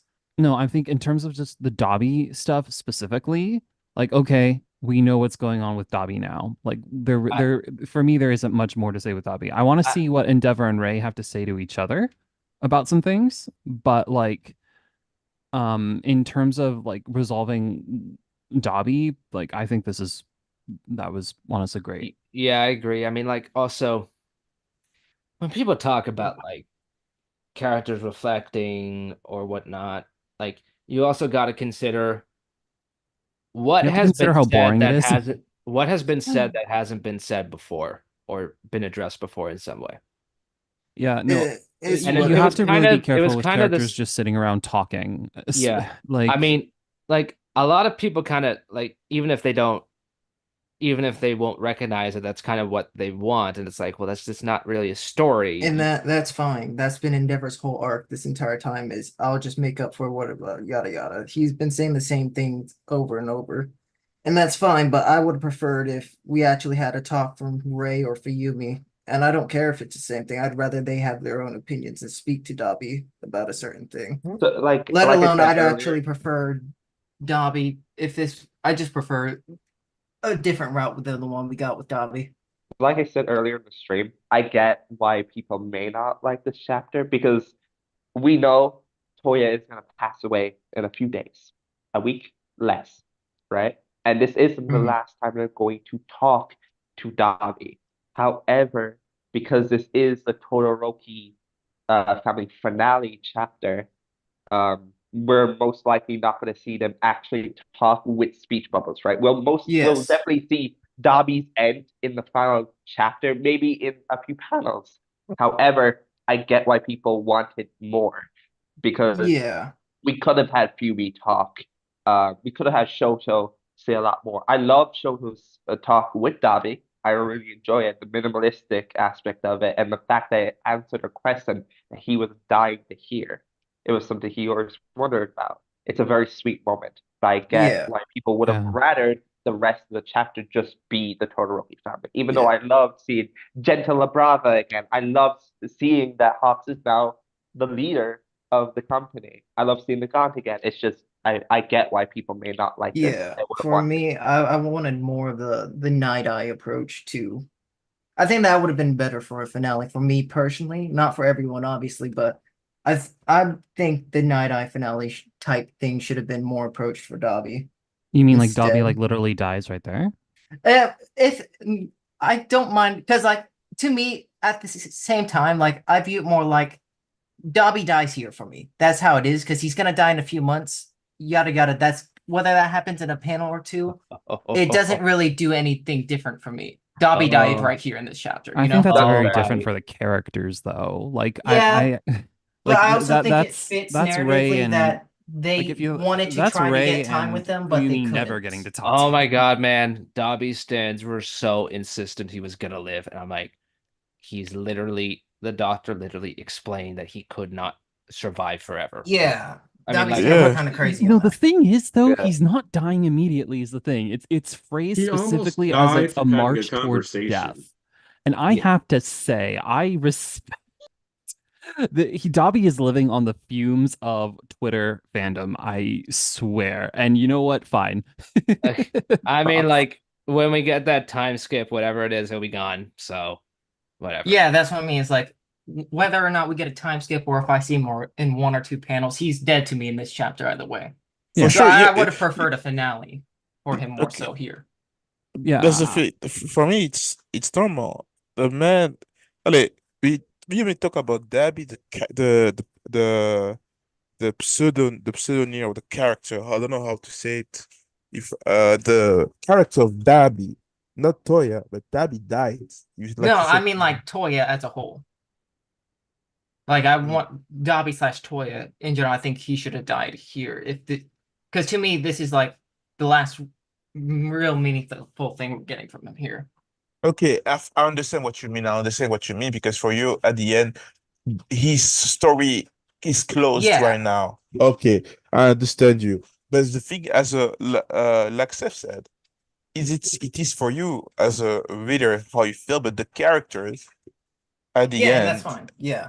that's the thing. That's the thing that you have the perspective, and our Horikoshi always what right in the manner that the characters like the fact that Dabi was Toya, for us, we knew it from like a really long Mm. time, but he used that at the end to showing how Yeah. the characters in the story will react. That's how I see it. I say this till the end Yeah. for that Because part. I would have loved to see Dobby's final words, like you know, he says his final words, and the machine, you know, he flatlines, right? Mhm. Because we won't see his final words, we won't hear them, we won't Mhm. see them at all. So I would have loved that approach too. Okay. So The thing- I get why Coyote may not enjoy Fully Yeah, it's like I understandable. understand way both Hori's like approaching it. ideas and like ideas why people enjoy each one. Like I understand like the Dabi live mentality and what we got from here and what people get from this. And I'm glad they have that. It's just for me, I would have preferred the other one. And that's Yeah. not necessarily a bad writing decision per se, you know? No, not sure because if you the fact that we are the last 5 chapter, if you don't feel Dabi anymore after letting him die in here, it doesn't change. It doesn't really change at all because at the end, uh, they had the chance to say goodbye. You know what I mean? They Yeah, were yeah, all yeah. there. They were all there. So yeah, but yeah. Uh, guys, for me, I have to go away because I have Aw. stuff Oh, to do. Yeah, I know. I would have loved to stay longer. I would love to Yeah. stay younger. Maybe I can jump back in if you're still there in 30 minutes or 40. But maybe. yeah, so I have to finish it. So guys, great chapter. I can't wait to see what's happening next week. Thanks for stopping Uh, by. Hell yeah, man. uh, Thank you. It's great hey. to see you. Oh man, it's always a pleasure. It's always a pleasure to come Yeah. back here. Really. You're a baby. So yeah, thank you for welcoming me. So bye. Bye-bye. See ya. Stay safe. Peace. Also, something to comment on. I didn't know when I could jump in, but it's really cute how I said as a joke that it's crazy how Hawks moved on to Ray, and I still think it's a joke, right? But I love how in those two battles of like Hawk's phone, you see Endeavor's messages, and it's very dad-like. Like he made a spell mistake and he added onto it, and then you see Ray's little messages where she's complimenting Hawks and being like, "Oh, you're determined to take center stage at such a young age." And it's very subtle, but I enjoy seeing Hawks's like relationships with the rest of the family. Um, it's cute. Hell yeah, man. He's trying to get in the bloodline. He is essentially a Todoroki at this point. Yeah, no, I've always liked that parallel between him and Dabi and their how they see Endeavor. Like Yeah. Endeavor's influence on Hawks has actually been positive. Like that is like he is an outgrowth of Endeavor the hero, not NG the father exactly, Mhm. but Endeavor the hero. So I think that's always such an interesting and just a deep way of writing a character. Like Endeavor, as flawed as he was, there were positive externalities to what he was doing. He was saving people and inspiring people. So like, even though you're a bad person, you actually can still have a positive effect on the world. And that's so interesting and true and, hopeful in that way. But also just on the flip side, especially from Dobby's perspective, it's twisted, it's messed up and just screwed up. Like, why can't everything just line up perfectly? And it, it, it and tragic too. Just the closer you are to Endeavor, the more you burn, Mm. basically. But at the right distance, it's actually, nice. It's just such an interesting and deep way to write both society and the characters. Um,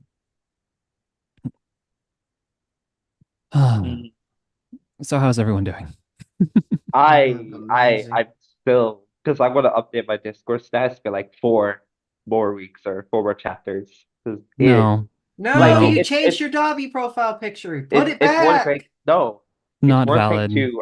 it's one thing to like MHA isn't be upset ending. about the ending, right? But like up until we got that countdown, we didn't know when it was going to end. So like now knowing it ends in 4 weeks or maybe The 5, countdown is a depending on the lie. break. Yeah, the countdown is killing me. It's really It's killing me. forever It is. Yeah, Hori's gonna add in your more. heart. Maybe he gives like 5 more weeks of a break.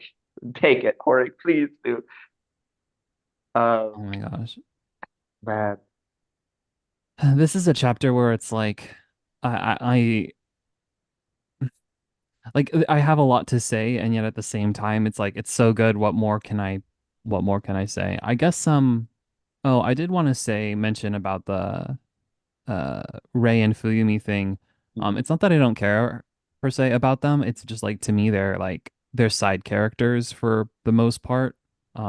As dramatic as the Todoroki family is, uh like I like the way this ending approaches it because it still promises that they in fact do get their conversations with Toya, but like as a reader, it's not really something I need to see. Like I don't need the Mhm. plot and other character developments to stop just for Fuyumi, Rei, and Natsuo to have more prolonged conversations I with don't know, Dabi. because That's that's a me thing, I yeah, know. yeah, yeah. Yeah. But like it's just to me there are so many more things going on right now. I do like that this is Dobby's basically is his flame is going out, but like Yeah. the family themselves do in fact we're promised that the family does get closure, and that for me is enough. Yeah. What I do think though is that I what I do like is what we did get this chapter. Unfortunately, Dabi is still a stranger to Shoto, so it's like they really don't know a lot about each other, but the Soba line really was perfect. I didn't expect that to actually hit as hard as it did. I think the Mhm. author set that up perfectly and just Dabi saying thank you to Shoto at the end, that was or not or I'm sorry at the end. It's Yeah. like the theme of Shoto is kindness. Like Mhm. that's just the biggest thing that stuck out to me in my mind is like, yeah, Shoto is kind. And that gets hammered through really well. So like I remember him apologizing to Ida yesterday in the anime, like, sorry, I made your engine stall. And I was like, bro, no, you're good. You don't need to be it, it's just my And I feelings think are while getting this strangled. chapter spent, and the thing is, I think this chapter spent more time wrapping up the side characters as far as NG, or as far as like Natsuo's dialogue, Fuyumi just confirming, yeah, I'm getting a new job. I'm going to be working for another Yeah. family, blah, blah, blah. Then it actually spent on Shoto, who is higher up in the Yes. hierarchy of characters. Um, And I think that's because we're still going to see Shoto interact with other students more too. So we're going to Yeah. round out his conclusion, probably with a conversation with Ida.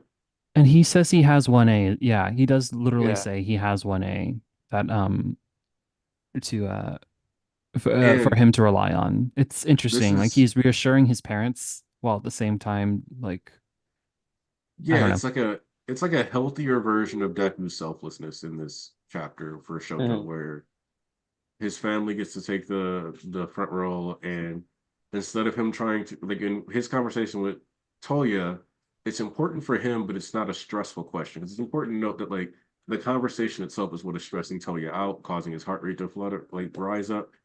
But Shoto just asks him something simple and innocuous in his favorite food.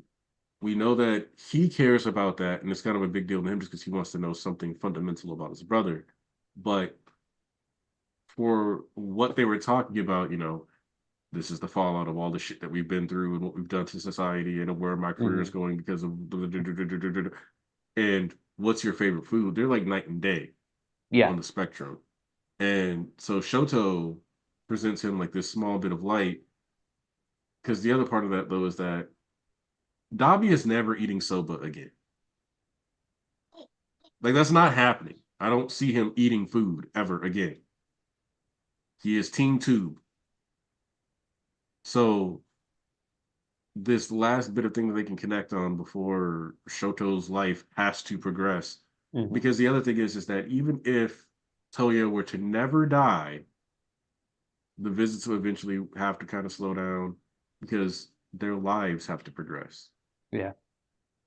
So it doesn't matter if he dies today or in 6 months. Eventually, these characters will just have to move on because that is what it means to be a human. You have to live and move and experience life. And the intent that is made clear is Fuyumi intends to effectively move away. Natsuo is moving away. Shoto, while not necessarily moving away, pretty sure the hospital they're at isn't where UA is. He Yeah. lives at UA primarily. They're all dispersing. So the Todoroki family is in the wind, it's dispersed, but Shoto is this bright spot of kindness, like, Seth emphasized throughout this whole section of the story. And it's just about he's going to make that progress and he's going to keep pushing forward and he's going to be who he wants to be in the. And I think that's actually the most important part, who I want to be. He doesn't say I'm going to be the hero you want me to be, or I'm going to be somebody Yeah. you can be proud of. I'm going to be the person I want to be because I don't necessarily want to be either of you. When you look at how the Todoroki family approached Dabi, right? Endeavor starts off talking about how like Endeavor the hero is dead. He has burned away. And he acknowledged like, yeah, your fires have been born from my health plan. And like during the conversation, and then when Fuyumi piped in and Ray, like his heartbeat started to like raise, right? But it was Shoto who just asked a simple question. We didn't see his heartbeat raise. That was something he wanted to hear. And that's often like something in the story where like the villains or just characters in general want to hear something. And that was Shoto's approach to it. And that means more to Dabi than what anyone there could have said to him. And I appreciate that a lot. Like Shoto is the family's hero. He's always been what brought them comfort. So he's saved his family, and it all started with accepting his quirk as his own. Yes.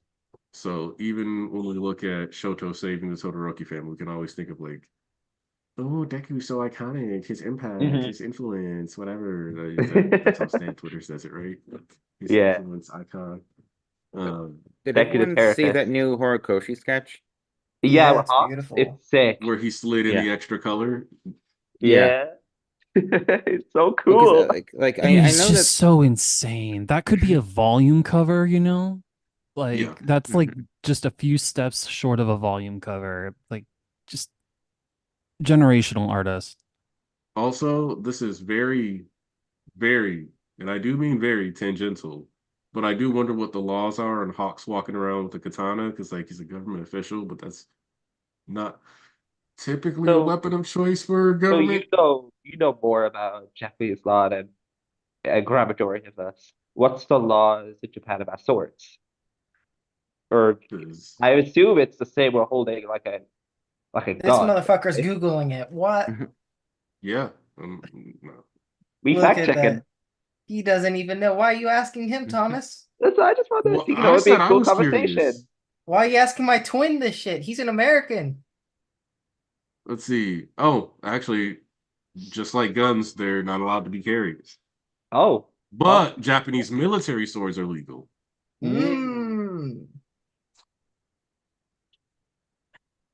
So also, what's is it the that difference sort of between the military feather, sword and a or is it katana? actual swords? I guess he's just gonna be like, bitch, I stabbed all for one with this sword. You ain't taking it from me. Yeah. Well, he's also he's an HSBC. He technically still has a hero license, even if he lost his quirk. So, I guess arguably there's some extra, shit in there There's that more justification for him to I- have it. I mean, but it is fascinating to me because I one of the things that I think Hawks is going to push forward, or push forward, is that if he wants to create a world in which heroes have more time, he's probably going to create a world in which more responsible quirk usage is a thing.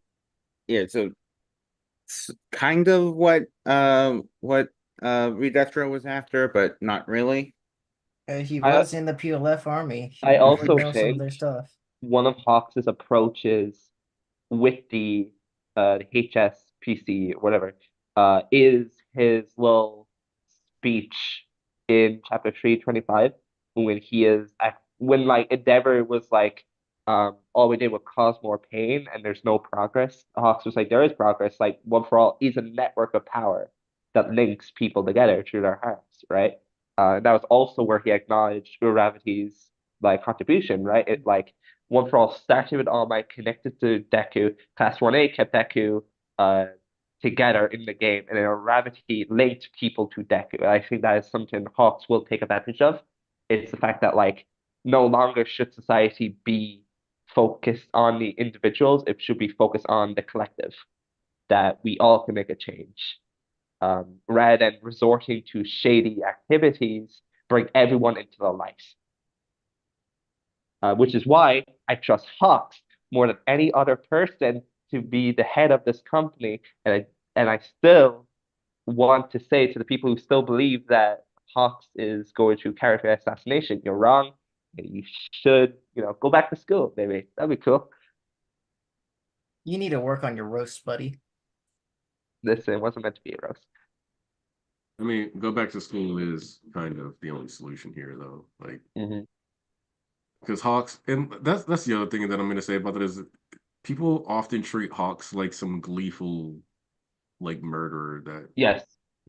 I don't think that's the school's part gonna I think fix throws that. me off the most about it. Is like it's I- discussed like Hawks was like, oh boy, a chance to kill a Dude. citizen. Like, dude, I and that's just not what happened. Yeah, like he did not want to kill twice.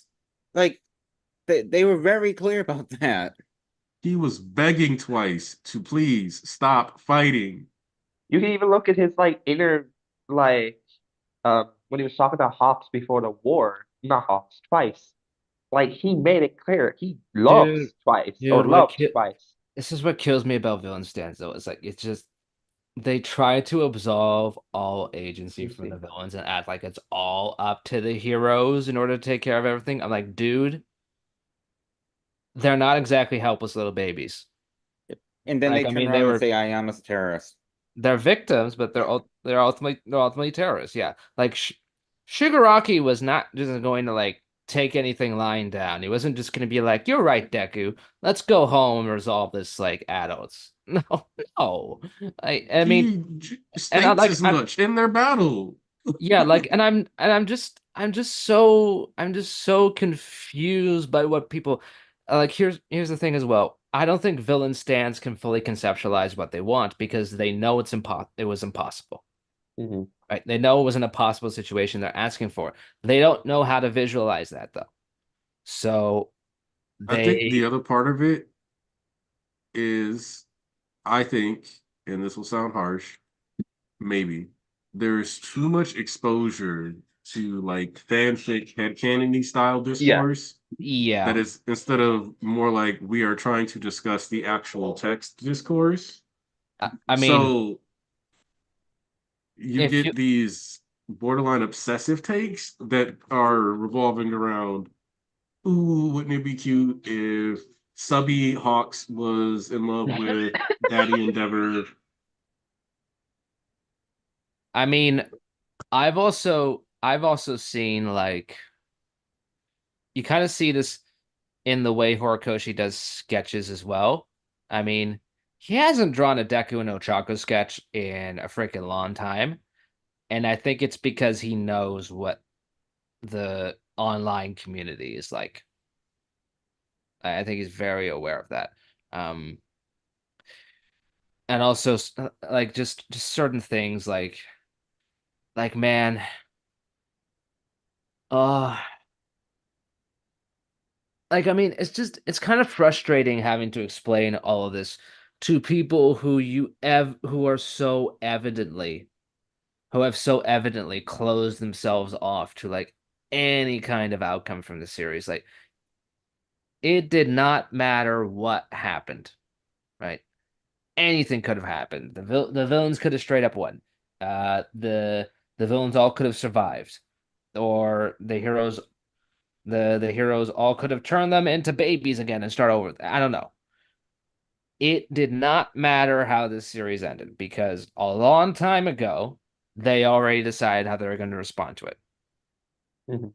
It was never about how it ended for them. Like they decided that we're just gonna stick to how we feel about these certain outcomes early on, or what my expectations of the series weren't being met, and whatever happens after, I'm not gonna like it. And it's like it's so evident that that has been their take, and they keep pretending Controversial. like it's not. I'm like, dude, you were the ones closing yourselves off to anything that was gonna happen. Controversially, I think that's a valid take from them. I ain't gonna cap. Why you the I agenda? mean, yeah, No, it's not free really speech and all, agenda. but It's more so like if you come into a series liking certain things, I I mean, certainly it's didn't just if come you're into doing it this liking week Deku or after week anything. after week, though, and you're just everything has to be a problem or a nitpick or something. That's too much, man. well, But That's too much. it's like it comes let's off view it as like attention this. seeking, really, at the end of the day, because they know it's a popular series, Yep. and obviously, and it isn't to say that they never did like it. It's just more like it's They like just like certain things. it's an obsessiveness that's Yeah. painful Yeah. to watch, I guess. But that's why I mute most of that stuff. Like I don't engage with that mostly because there's no meaning in it. Like that's just they're upset and like that's it. There's no talking that down. There's no engaging with it, and you're not Yeah. meant to engage with it other than to feed whatever it is they're getting out of I don't know. social. Because I feel like it's one thing, because it's like I use like Bakugeku's or villain stands. It's like if I know that's their environment, I'm not really gonna go into their talking a very different perspective from them. I'm there to talk about the stuff they enjoy and just hype it up with them. I don't think those type of like communities necessarily, because every community has that. It's just one Right. of those things where you just if you see them and want to interact with them, you just gotta be chill with them and not because they're not really there for the things you're there for. Correct. And the only thing that will bother me when it comes to that is when criticism's born only from like this that specific not necessarily the Bakudeku segment, because there are other segments that are like Bakudeku in My Hero Academia that aren't like it's not, but when those but when those niches go out to broader criticism of the series as a whole, that's where I'm like, okay, look, you can criticize how, the Bakudeku related stuff if you don't like how that pans out. But like Yeah. if you're trying to project to the entire series, no, you're not using a lens for the entire series. You're using a lens for a ship. Mhm. And there are Yeah. different lenses that aren't shipping lenses to which this applies. Well, to Um, to that point, I'll say like I think certain people are only capable of viewing certain things in certain lenses Because like I don't think a lot of people can really look into, let's say, world building context compared to other, types of stuff.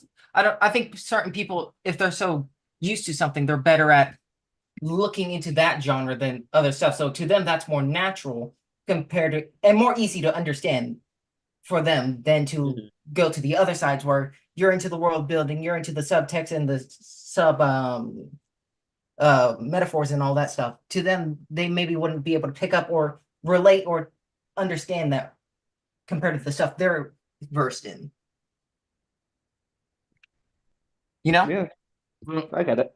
I think this is why I say that the forum era was Mhm. best, because when social media became like just where all fandom discourse occurred, it kind of guaranteed that you would constantly be randomly getting hit with fanfic Twitter. Yeah. And Yeah. sometimes fanfic Twitter would even, and like the biggest issue that I have That is with the thing, and you're right. this bleed over especially, is that every now and then I see stuff in like Twitter threads where somebody's like, this person is X, Y, and Z, and this is the da da da da da. And then they're like, OMG, is this true? And it's like, yeah, bestie, you should check out this series. And it's like, you just fucking set that person up. Yeah. No, it's Like, it's you just forum lied. Twitter. Like, Doesn't Taro Sakamoto from Sakamoto days look like Sato Sogo's love child?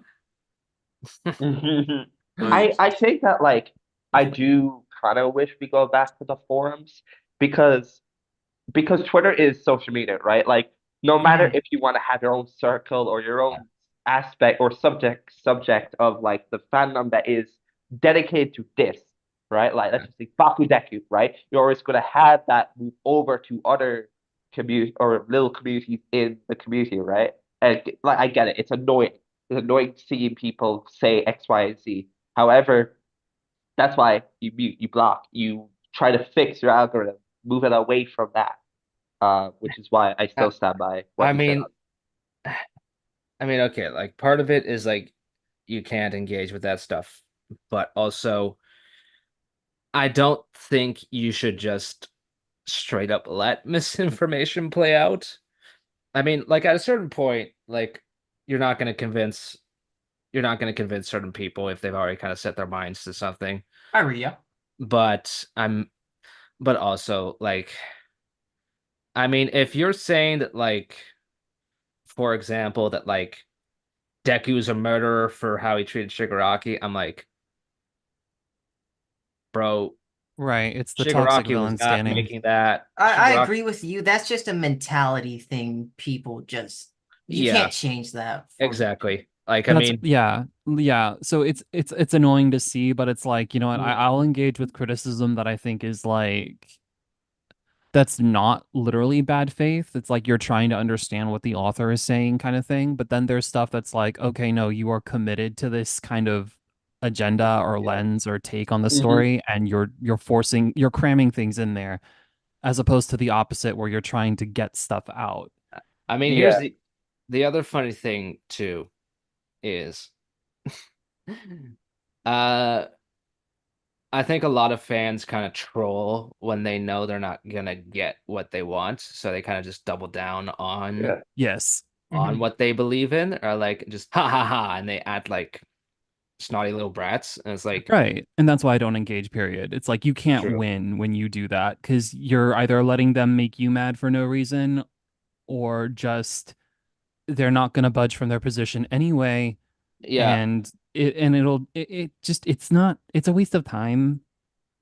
But like not all of it is. There's some things that are worth saying and engaging with, but I don't like getting personal. I'd prefer like a subtweet on a topic rather than like talk Yeah. about someone in a subtweet. Yeah, I that's how I tend to do things. Like if there's some kind of topic going on, I'll just be like no or yes based on what the topic is, right? Like I remember people were like, "Oh man, the ultimate message for the series is like all the villains are better off dead." I'm like, well, no, it's kind of been pointed out up to this point that all the villains would be better off without any of that horrible stuff happening to them, but it's just it happened, and that's what life is like. So you have to Mhm. deal with the consequences of that. So, like, I mean, I think it's also media. People are having an increasingly small ability to engage with media that is even slightly morally ambiguous. Everything has to be super pure, super wholesome, super straightforward all the time. And it's just like you're dumbing down what type of stuff you intake. You see this with Chainsaw Man, where a lot of fans have kind of deluded themselves and thinking like super wholesome, super peppy series where everything is super moralistic. Is like, I mean, just in a recent chapter, Denji is taking out his frustrations from what happened to him out on another man that he happens to see. Like it's actually like that's what I see. Like I'm not like into the kind of like edgy content that Chainsaw Mhm. Man sort of is, but Mhm. like I step back and I appreciate that, you know what, he's writing quote unquote there's a degree of realism to the characters that he's writing. Like people aren't perfect and they do stuff like that. Like these are things that happen to people in real life. Well, sort of. Chainsaw Man is an extreme case of that, but like there are things that do happen to people in real life that are not this wholesome, pretty picture of what content is. And people put up with things that they shouldn't because they think they're getting something else out of it. So it's like Bless it's you. this weird, it's people have this people will forgive toxicity in real life if they feel like they're getting something more out of it than what is toxic, kind of thing. Not And to I think that's disrespect. interesting, at least. Yeah. I definitely think that, and it's been this way since the Attack on Titan Kotaku article. Like, I think back to that, it's like there was a pivot in the universe that day where all of a sudden it became fair to say if something is discussed or shown in a piece of media, it is co-signed by that media. Yeah. Yeah. And that is such, I'm trying to find a nice way to say it. That is such a limited perspective way to engage Backwards. Yeah. with the material that you consume. Mhm. And I've also partially blamed this on, and as much as people will be like, oh, people are too harsh on the MCU, I think that like the MCU, largely for worse, has been the face of the action genre for the past 10 years. Mhm. And the MCU does not engage with like any topics in a meaningful intellectual way. Yeah. For the most part, I'll say, like for the most part, like some of the one-off films, but like if you look at like an Avengers film, not really. Like what makes Ultron compelling is supposed to be his disillusionment with humanity, Mhm. but that's not really something like we get to sit and chew on or deal with. Partially because almost every villain, effectively is going to be wrapped up in one movie. Yeah. Um, Unfortunately. so we don't sit, chew, think about like what people are going through, what they really want to handle.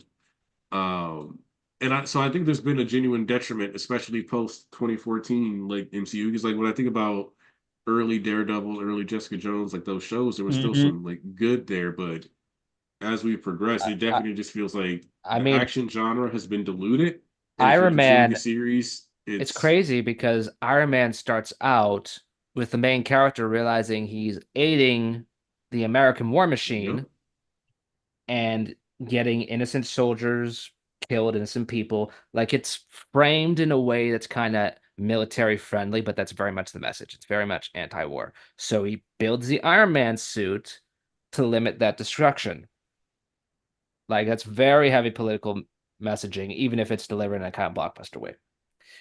But once you kind of hit, like, I'd say the middle of phase two, and I kind of hate to point it out because it is kind of like this franchise has kind of become a punching bag, but Ant-Man. That was a movie that was going to be by Edgar Wright at first, and then he left the project because they just wanted to take it in a direction that he was not going to be as into. And then they got Peyton Reed. Now, Ant-Man, first movie, that's a fun movie. Yeah, very fun. Yeah. Doesn't really dive into any topics. Like he's dealing with like a billionaire villain, but unlike, say, the Iron Man movies, there's not really a whole lot to say about like war or corporate greed or whatnot. It's just kind of he's just kind of the generic kind of bad guy they're stealing from. And that's kind of the start of that. And it's to the point where I don't think MCU X-Men movies are even going to go as much into the civil rights stuff as the comics do. It's not gonna be as good as It's not. X-Men It's not. 97. Yeah, it's not going to do it. Like, I mean, it's just.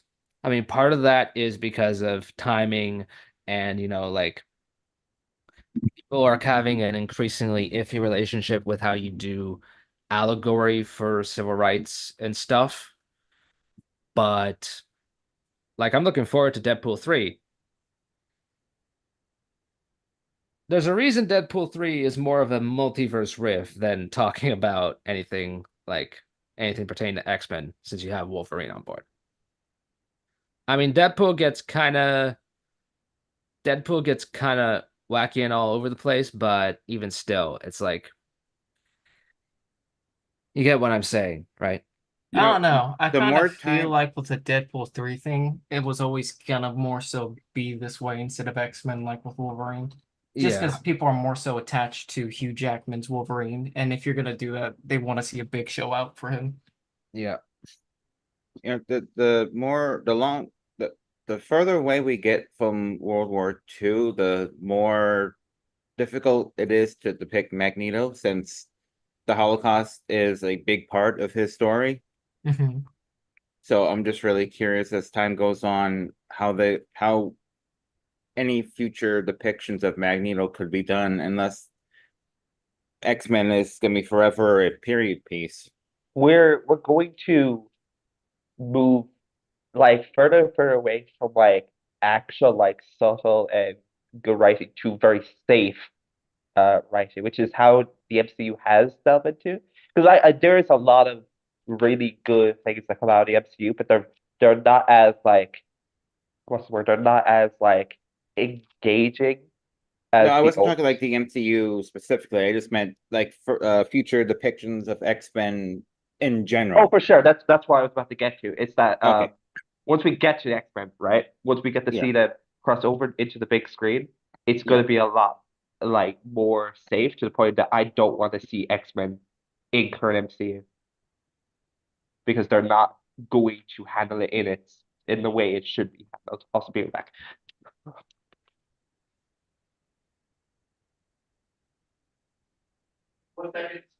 All that to say, though, that it's important to be able to engage in good faith.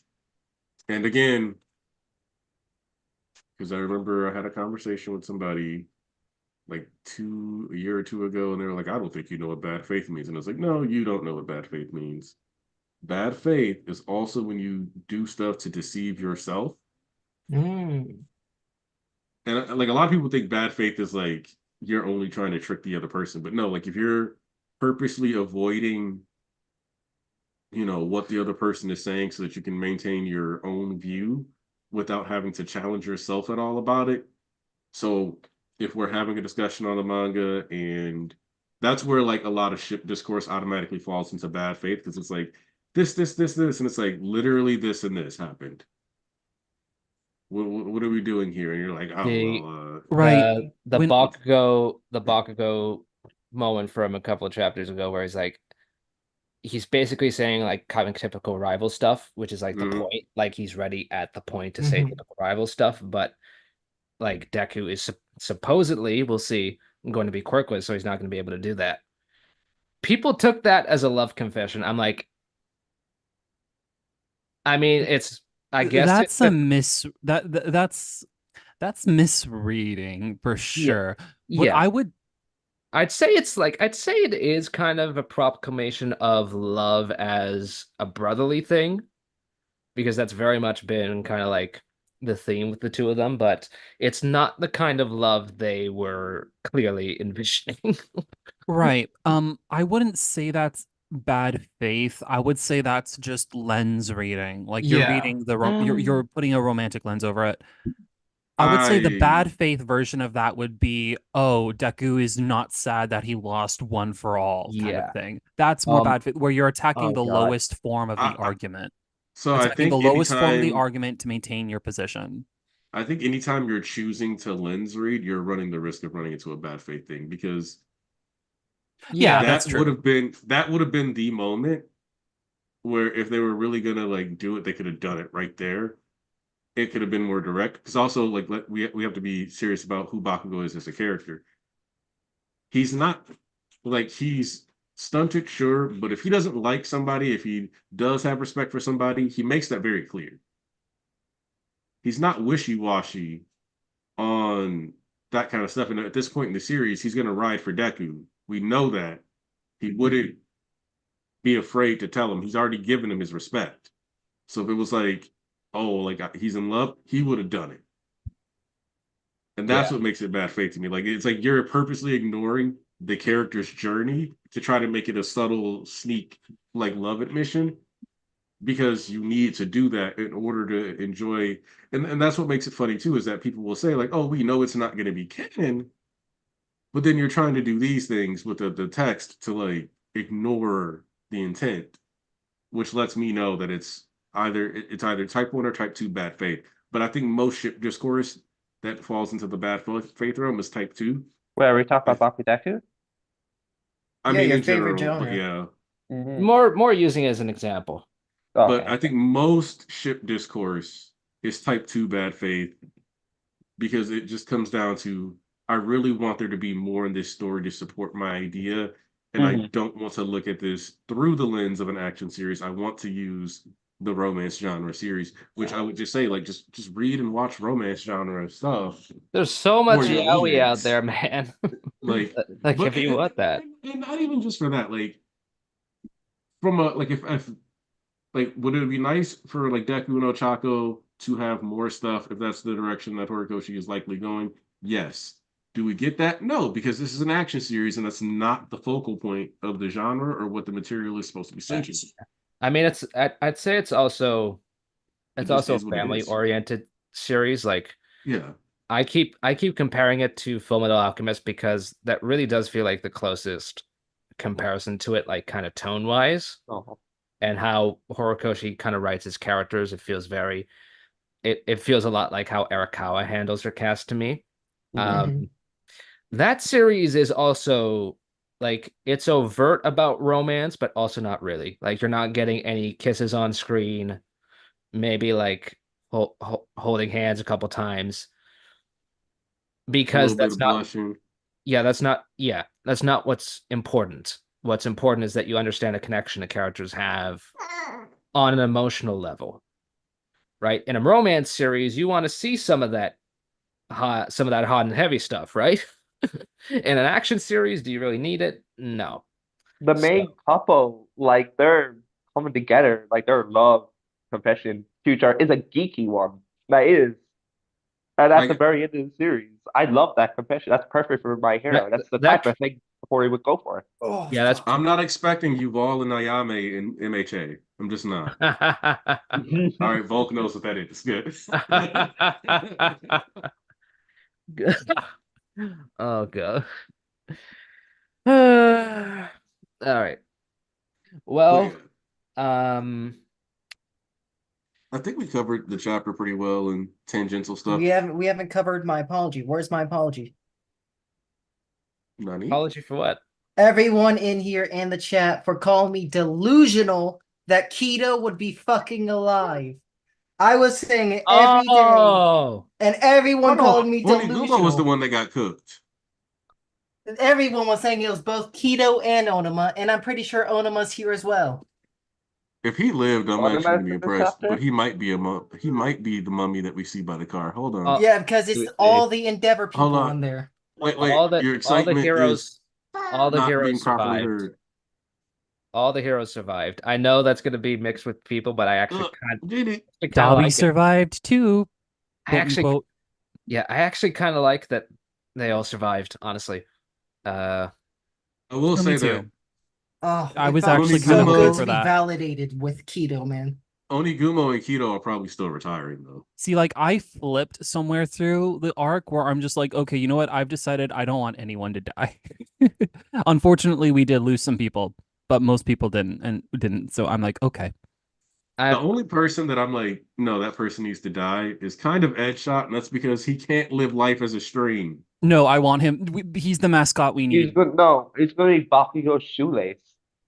Like, Like like it he doesn't just, make sense for him to live right now. it really doesn't. That's why I need it. Yeah. Nah, man, where was his energy so long ago? I was the only one saying he was alive. Every time I mentioned death, they were all arguing with me that Keto was fucking dead. Not the church people here, but chat people. I don't remember who, but there Oh. was a lot. No, the only person You are who there. should have died based on what we saw was Onigumo because we literally saw him in Dabi's hands He's getting good killed. cooked. But even then, Dabi was also trying to figure out the phosphorus, so we can kind of use that as like a. He was figuring out his attack as he was cooking the guy, so But that's the man, only thing that kept him Let me alive. see. but man, you know what could happen if Deku's seeing, still the remaining casualties of war, he gets that fused AFO quirk. He's like, I'm gonna work some magic. I'm gonna give you edge shot. I'm gonna take away that quirk for a while, and I'm gonna give you like a restoration quirk in return. And Spinner, you got that gigantification quirk, sapping away your life force. Yoink, we got that off you. You don't gotta worry about that. So that's what I'm still sticking to. I hope that happens. So Yeah, I kind of do want. I want Spinner to be able to live, and I want like looking at Nagant this chapter. I was like, oh yeah, she also has Airwalk, which is going to kill her faster.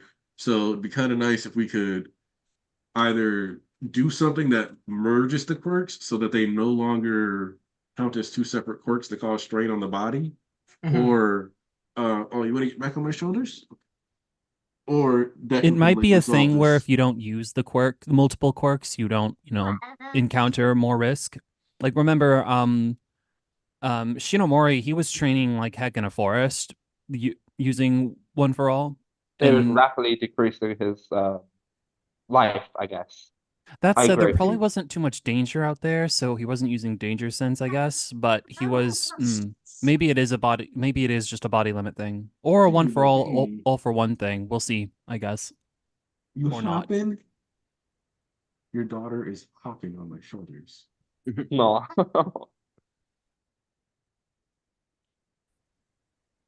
I tried looking back because I was like, was it Onima or was it Keto in Davi's hands? But it was It was Onima. Onima.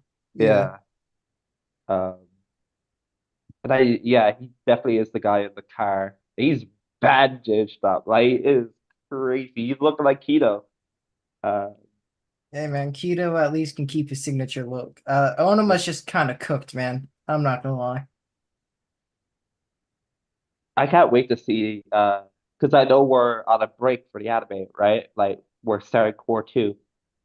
Uh, I can't wait to see that, where we get to see Dabi holding up Oh yeah, Onima. that's gonna look beautiful. That looks horrific in this panel. Like he looks like he's about to wither away.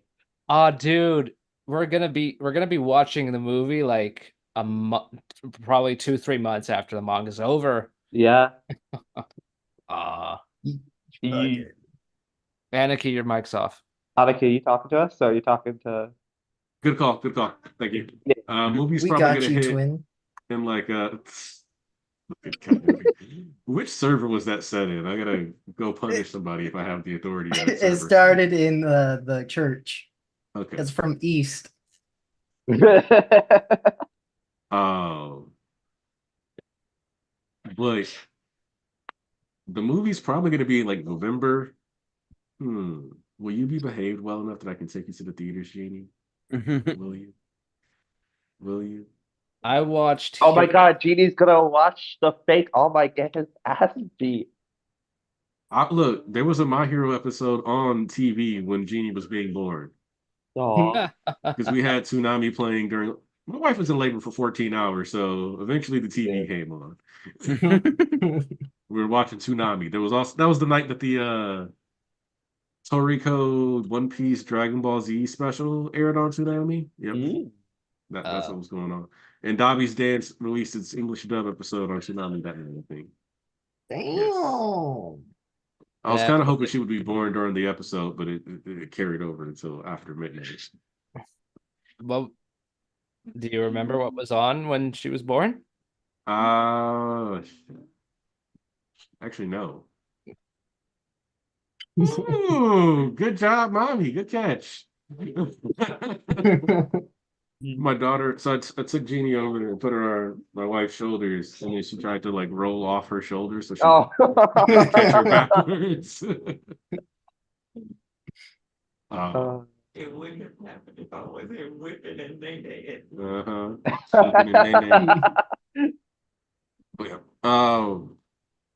Predictions next chapter, because I kind of want to, because we got Spinner.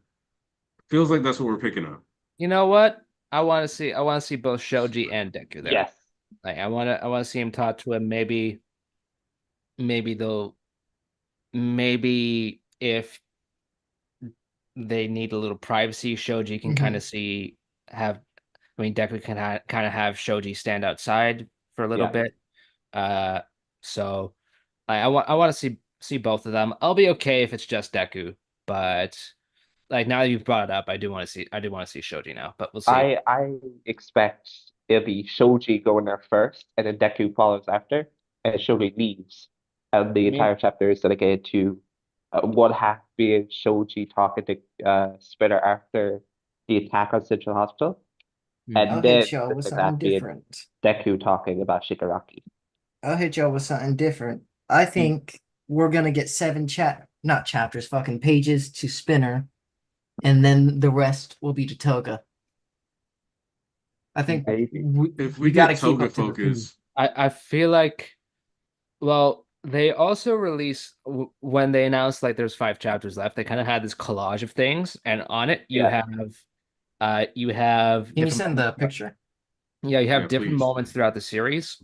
One of them is Ida, and I remembered that like he vowed to keep his hand unfixed until he dealt with what he needed to, and I want to see that. Yeah.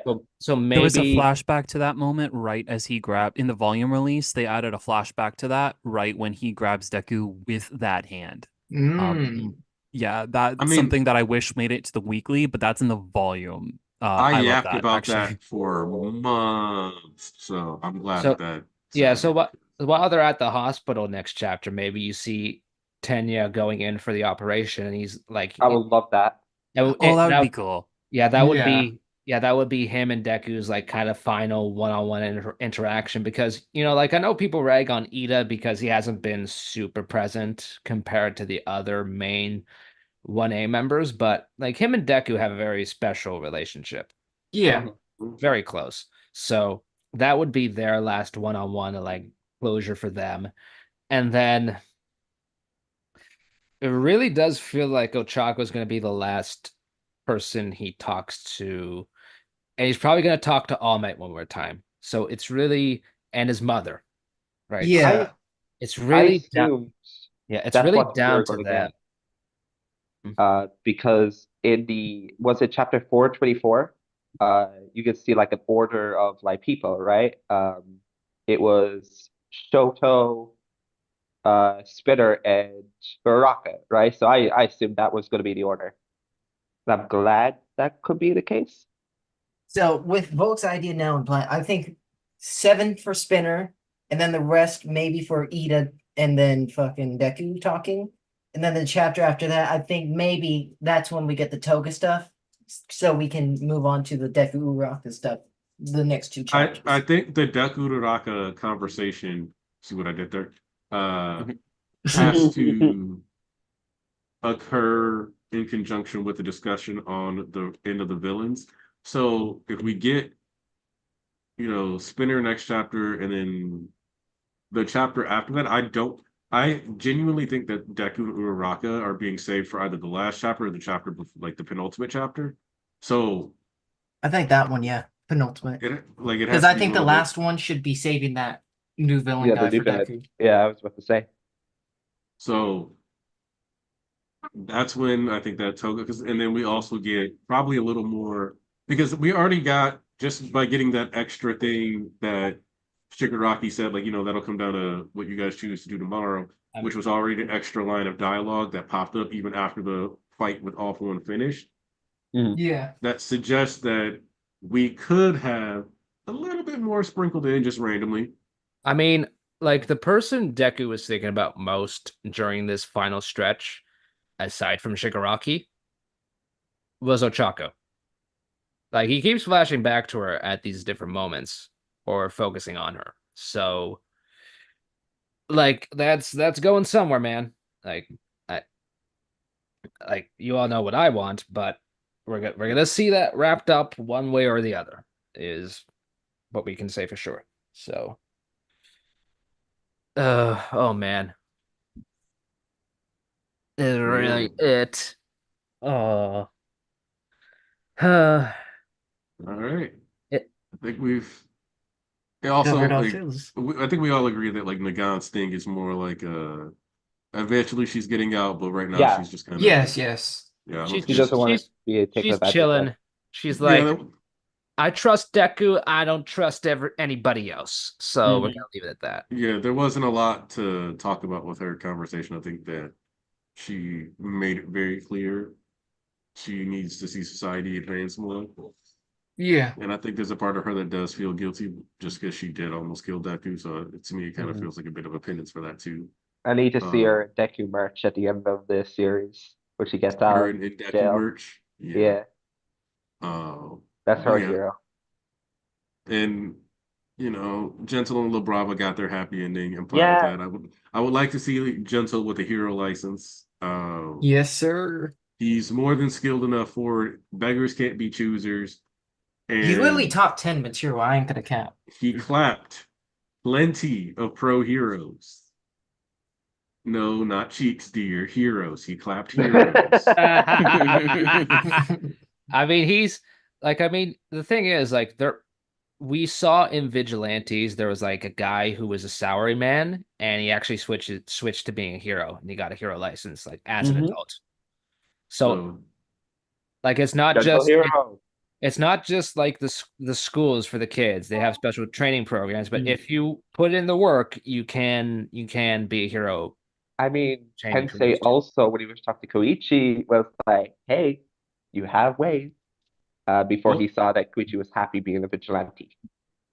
Also, I'm gonna be honest and say that Gentle was failed by his school. Like his school just wasn't good. It's very clear to me that that was the case. He didn't go to a good school. He didn't have a good teacher or somebody that could like work with him and show him how to use his quirk properly. And that makes sense, right? Because Gentle's quirk requires some of the most like thought process and flexibility Yes. in the series. Because it's not something that's like, oh, I'm just gonna blast you with some stuff, or it's I have to impact my terrain and then use it strategically. And Yeah. like he probably just went to a school that did not have the resources to bring the best out of him and got stuck getting it out of the mud. Yeah, like if he was trained properly, that incident with the the guy who fell?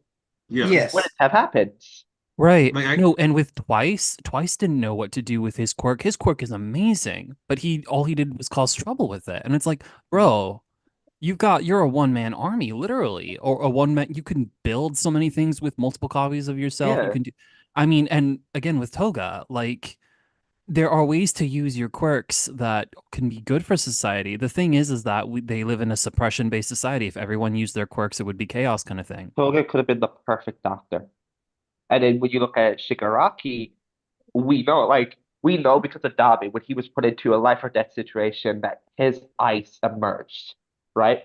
And we like to believe that in a possible future, he could have, awakened that ice, and he could have been a hero in the future. And when you look at Shigaraki, we know his quirk was overhaul originally. It was distilled into decay. He could have maybe awakened something with the the overhaul aspect, or he could have used the destroyed part to be a hero who helps out with Rubble. clearing rubble, right? It's like all these villains have perfect like uses of their quirk that could have been a great hero material. Look at Compress. Who doesn't want a Compress on their team? Like someone who can compress materials, compress people to move them away like villains. Like I just Literally wish be you able to would've It's capture. not like you uh, can. It's not like you can solve like desires that are born from bad places. You Mhm. know, like you will have people with bad intentions and use their quirks for bad and stuff. It's like you will still need heroes in that regard, but like you can at least, you know, create more avenues for people who Yes. think, oh, my quirk is useless, or oh, my quirk can only be used for bad things. It's like, well, actually, what if we work together and find a good way to use your quirk? Like that'll go a long way, at least. Yeah. Toga was failed by her parents, but there could have been someone who would have took her under their wing and be like, listen, don't pay any mind to them. Listen, man, she got the worst parents in the verse. I ain't gonna cap. They're terrible people. And she could have actually had a foster like system or something, give her the actual love that she deserved. Careful, the foster system isn't going Oh yeah, great. dude, I use foster as like a kind of Um, a like, Catch-all again, there's term. we can make a lot of promises on the governmental level, and yeah. it all falls down to who's actually, you know, I guess working on what the I wanted ground to say at the was end of if the she day. found like a or a rocket, she found like a deck who was able to tell her like the words she needed to hear. Hmm. She could have been saved from the beginning. Let's get around the horn real quick. Give us a nice wrap up. Joseph, I think you've been quiet for a while, so if you're still here, Yeah, I'm final still here. thoughts. Final thoughts on the chapter? This was a good chapter. It's like I wasn't really sure like what I was wasn't really sure what to expect going into this because like I had such a long mute list for this week just because I've been so tired of running into spoilers. But no, this is good.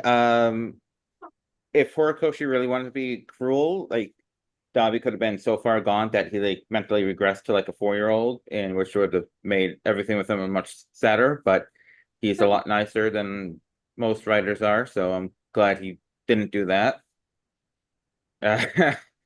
Uh, yeah, I think I pretty much said all I had to say about the chapter during our discussions, but I yeah, no, I got I really don't have anything much else to say. It's just I mean this series was the manga that got me into manga. So the fact that there's so few chapters left is really starting to hit me. So All right. Peyote. Oh shoot, thanks, Twin. I'm glad to have the mic. Overall for this chapter, it was pretty decent. It's just not a chapter for me per se, but that doesn't mean it's necessarily badly written. I already said for me the Dobby thing, to me this is more so his death chapter. So personally for me, I would have preferred just a whole chapter dedicated to his death, his final words, the Todoroki's family reaction to the death like not I. But to each their own. Some people prefer what we got, and that's perfectly fine. It's just not something for me. As for the other parts of the chapter, I actually thought it was pretty well done. Um People are upset with Nagant and Hawks being on the hero council or whatever it's called. I don't really see the point in it. I always thought everyone in the church here for 2 years was always saying it's pretty reasonable and always thought that Hawks would go this route because they would be the only people who would know how to fix this. But apparently, this is a new idea that they never deserved this or that they. I don't agree with that. But I love the idea that they're becoming hero agents for the society. Gentle and Labrava, that's very nice of them. They need to be heroes. And of course, Spinner's next chapter. Do I necessarily care much about Spinner? No, but I'm still looking forward to see what they talk about. Because either way, it's gonna be something important because Shigaraki wanted this to happen for Deku and him to have this interaction. So I do think it is important society-wise to have this conversation. Otherwise, pretty solid chapter. Like I said, not for me, but I'm glad other people enjoyed it. All right. Let's go with Seth. Yo. Sorry, getting situated for a sec. Oh, you're good. So I found myself on the end of where this chapter was for me, but I understand, of course, and appreciate Coyote's perspective as well. For me, since it looks like Dabi, so this is weird because up till now I'm like, there's no way Dabi's living. There's no way. There's no way. And then Horikoshi's like, okay, so he's not actually gonna die immediately, and I'm like, wow.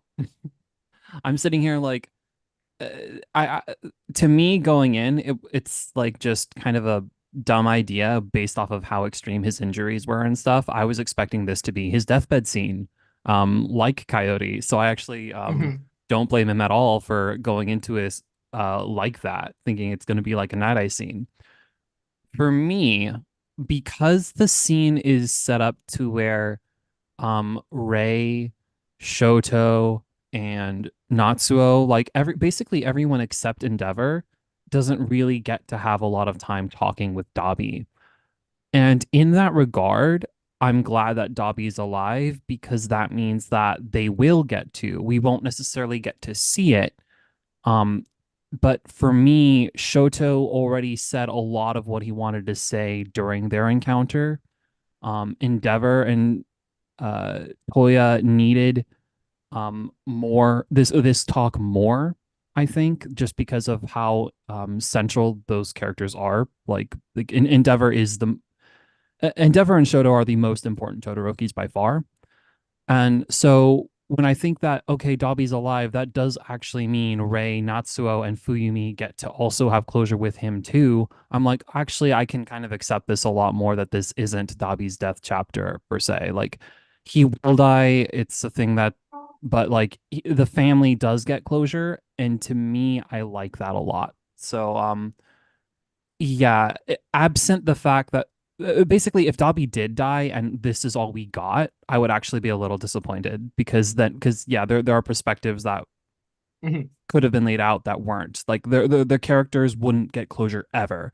But now we know that okay, the characters will get closure. It's just going to be more off screen, and they were kind of side characters through most of the story anyway.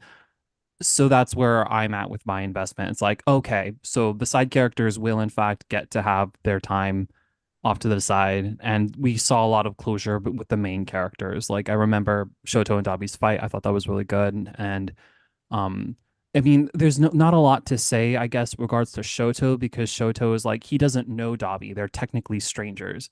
And this was their first attempt of building a relationship. And I'm glad to have seen the start of that, even though it's also the start of the end. Like Dabi's gonna die, so but at least they'll have talk over time. So like I don't necessarily need to see that process. Just knowing that that's happening is like that does give me closure on the Todoroki family generally. Just that's how I feel about it, kind of.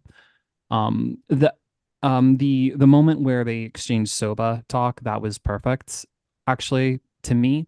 Whether Dabi lived or died, I think that was like that was set up so well, and it carried a lot of weight, surprisingly, just like how they resonated with each other like that. Like, yes, they are the same.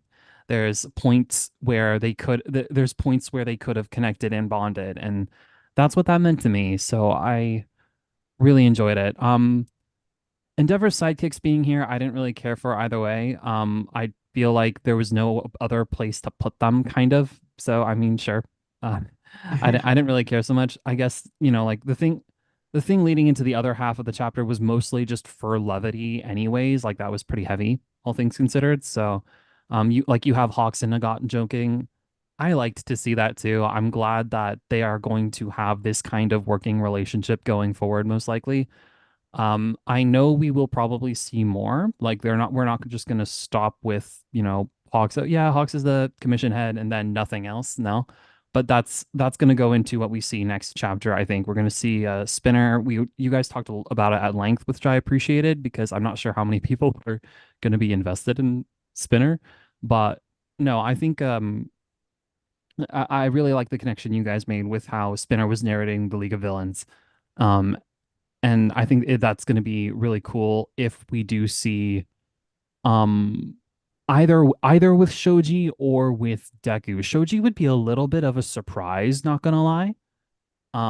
Because it's not like this was a thing that was boiling in the pot for like hundreds of chapters, like with Dabi and Soto. So seeing Shoji there would be a little bit of a surprise, but I mean, I would welcome it. That's good for his character, and I think Shoji is really cool, and uh, we'll see.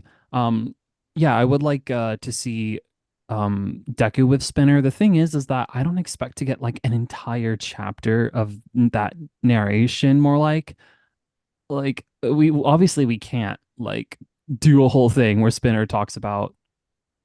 I mean, I'm not basically I'm not exactly sure what to expect for it. Um, that's just hard for me to visualize. But I do remember the epilogue chapter where it ends where you see the panels going from Shoto to Spinner's scales to Uraraka. So I feel like that's just like a general outline for what we can expect. So I'm sure we'll see Deku. It could also be Hawks, actually. Hawks could also show up there. We forget, but Hawks also had aligned it twice saying, I'll be sure to tell the league that. I don't know exactly if that'll follow up through or if that was just an in the moment kind of thing, because yeah, hard to say. But you know, it could be a few things. It's a little open ended, so I'm really curious to see how that'll go. It won't be the only thing in that chapter. It'll for sure start to lean into Uraraka or Hawks, but we'll see. Those are the things that I'm expecting. Eventually, the rest of 1A will have to come back into the story as well. I'm sure that'll be like the last chapter where we see a lot of more celebratory kind of things. Sort of like this is the last time you're seeing these characters. They're all happy or they're all pros or something. And if that's the case, that means we really have 3 chapters left to dig into some things. I have no idea what's going on with the teaser villain. That seems like a really short amount of time to have another villain. And that's why I kind of speculated that it would be a movie teaser. Like the an in manga movie teaser, I guess, is sort of what I think that villain might be. But we'll see. We'll see, honestly. Horikoshi has been substantive with only a couple chapters, honestly. Like he can pack a lot in, so we'll see. But yeah, no, this was a solid chapter for me. And thank you again, guys, for having me on. Oh yeah. I can't believe we only have 4 more left. As I'm still in denial about it. It'll go on forever in my heart, I guess. But I do hope Horikoshi has a good landing for this. I don't really have the desire to see a sequel series, but I wouldn't be that upset to see it either, so long as this part resolves well, you know? So, yeah. Anyways, thank you. Hey man, always glad to have you here. Bulk. Yeah. So Todoroki plotline's been one of my favorites from the series, like a lot of other people. And based off the hints we got, I think we all effectively knew it was going to end something like this. So Endeavor's, like, I'd say Fiyumi's forgiven Endeavor, Ray's essentially forgiven Endeavor. Natsuo doesn't forgive him, but he was already kind of said, and that's a valid decision, by the way. Anybody who doesn't understand that, you don't know, like, I don't think you really understand what abuse is like. Shoto is kind of in the middle, which I think is, like, him as a character really represents that that kind of half and half side to him. The Toya, like, I mean, the Soba line just absolutely destroyed me. That was such a beautiful way. Like, we connect with people through shared interests. Like, it's not just like it's very rarely some straight up big revelation or dramatic thing. Like, we connect to people through interests. So the fact that they were able to find that common ground even after everything, and Dabi Toya, he feels that immense remorse to the point that he was finally able to cry for the first time since he'd woken up. It's such emotional. There's so much substance to it.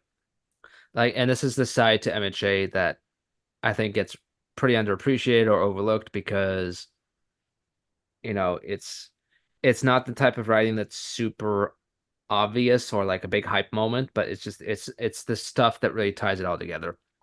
I find it so interesting how Endeavor, the hero, as the new number one, died, and he left just an absolutely terrible legacy. Whereas All Might, when All Might the hero died, he left he did leave a very substantive, strong, great legacy. So it's just that point of contrast, and it really underscores how Endeavor's focus should never have been about like being the strongest or being the greatest. Like, he should have been the strongest father he could have been. And that's the real tragedy to it.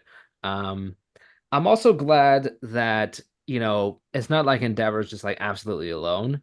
Like, he chose to separate himself from his family, but the implication is that Ray's gonna take care of him. He's still got his chauffeur, he's still got his sidekicks, he's got Hawks. So Fuyumi's gonna be visiting him. So it's not like he's absolutely alone. And it's like, can I say Endeavor's a good person? No. Does Endeavor know that as well? Was he making up for it? Yeah. So I don't feel he really deserved like that absolute loneliness and isolation that a lot of fans really wanted for him. I disagree with that. I think it's good that he does have something to carry him through for the rest of his life, and it's such a contrast between how he was dealing with Ray, because Ray really needed that distance from him for a long time, but he still did kind of take care of her. So she's kind of come back, and she's going to be the one taking care of him. So I think that's really cool. Um, Hawks, I'm happy for him. Like, he seems very content in his new position. I think that's the perfect fit for him. Nagon, Gentle, they're kind of at the stages where they need to be. And so really, we're gonna see next chapter what happens with Spinner. Uh, my God, Horikoshi has this knack with visual storytelling, and when it comes to manga, like, the visuals are half of how your story is told, man. Sometimes all of how your story is told, and he's so good at that. Layout of the chapters that you guys mentioned, that it seems to be the direction we're heading in. Like, first you deal with Shoto and Todoroki's, then you deal with Spinner, then you're gonna get something with Ochako, and that should cover the next two chapters now. But I don't think that the Ochako chapter we get is necessarily going to be Deku focused. I think that will be the one Yeah. after. Like, I think 428, you're probably going to get stuff with Toga individually, maybe a conversation with Hawks or some kind of interaction there, and maybe then you kind of lead into the farewell party. And I'm wondering if maybe like what happens is the villain kind of crashes it, and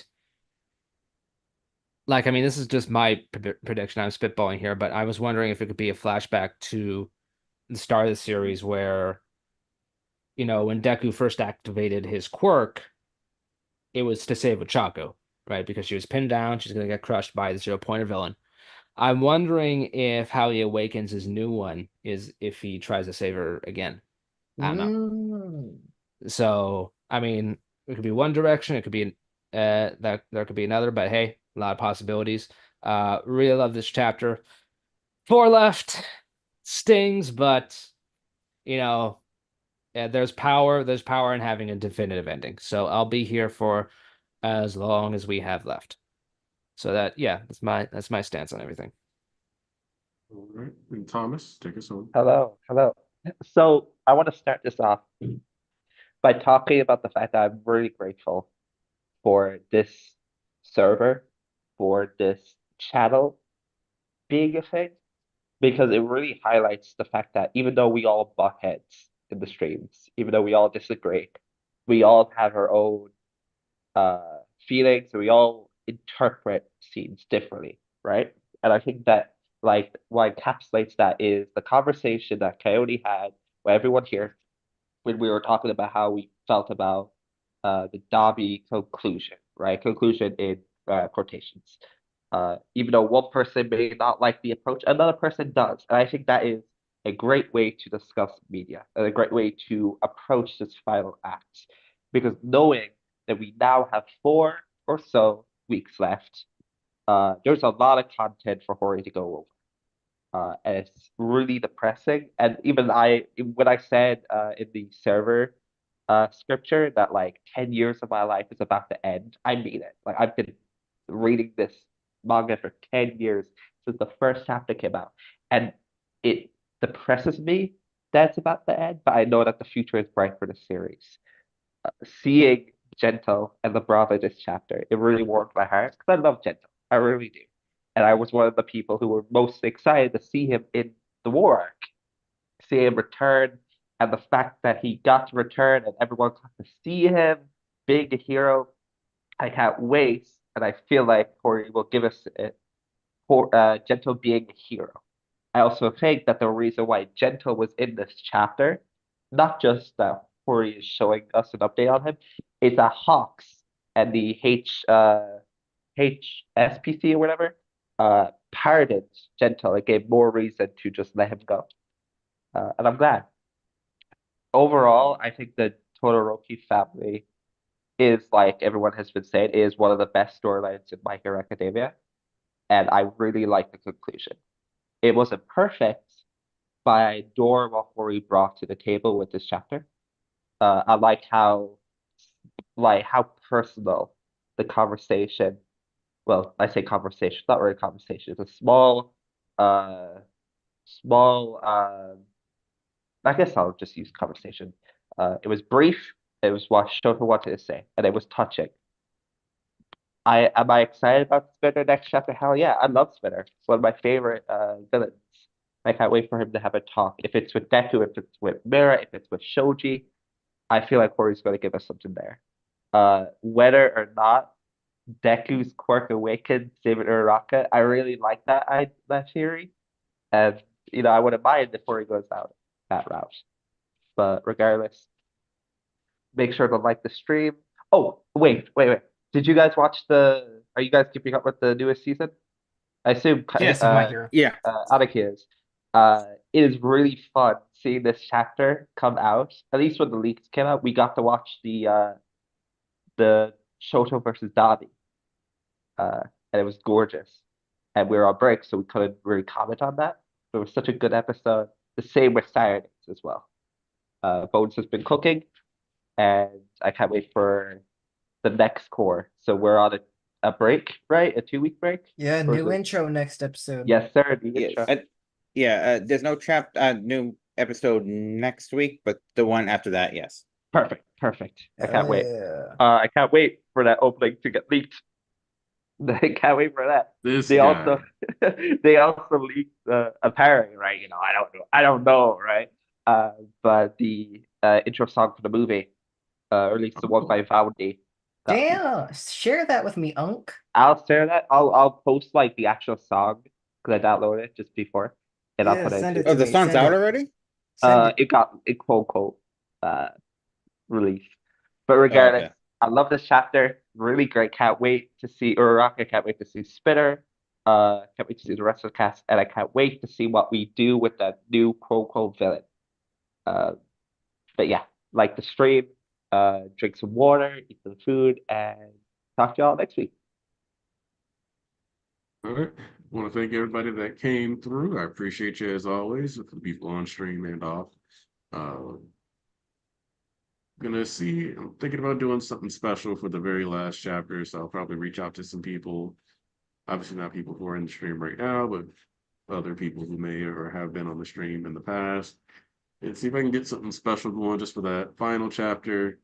I think that'll be enjoyable for us all if I can pull that off. Thank you guys, everybody that came through. Appreciate you. We're out. I should stop saying we're out before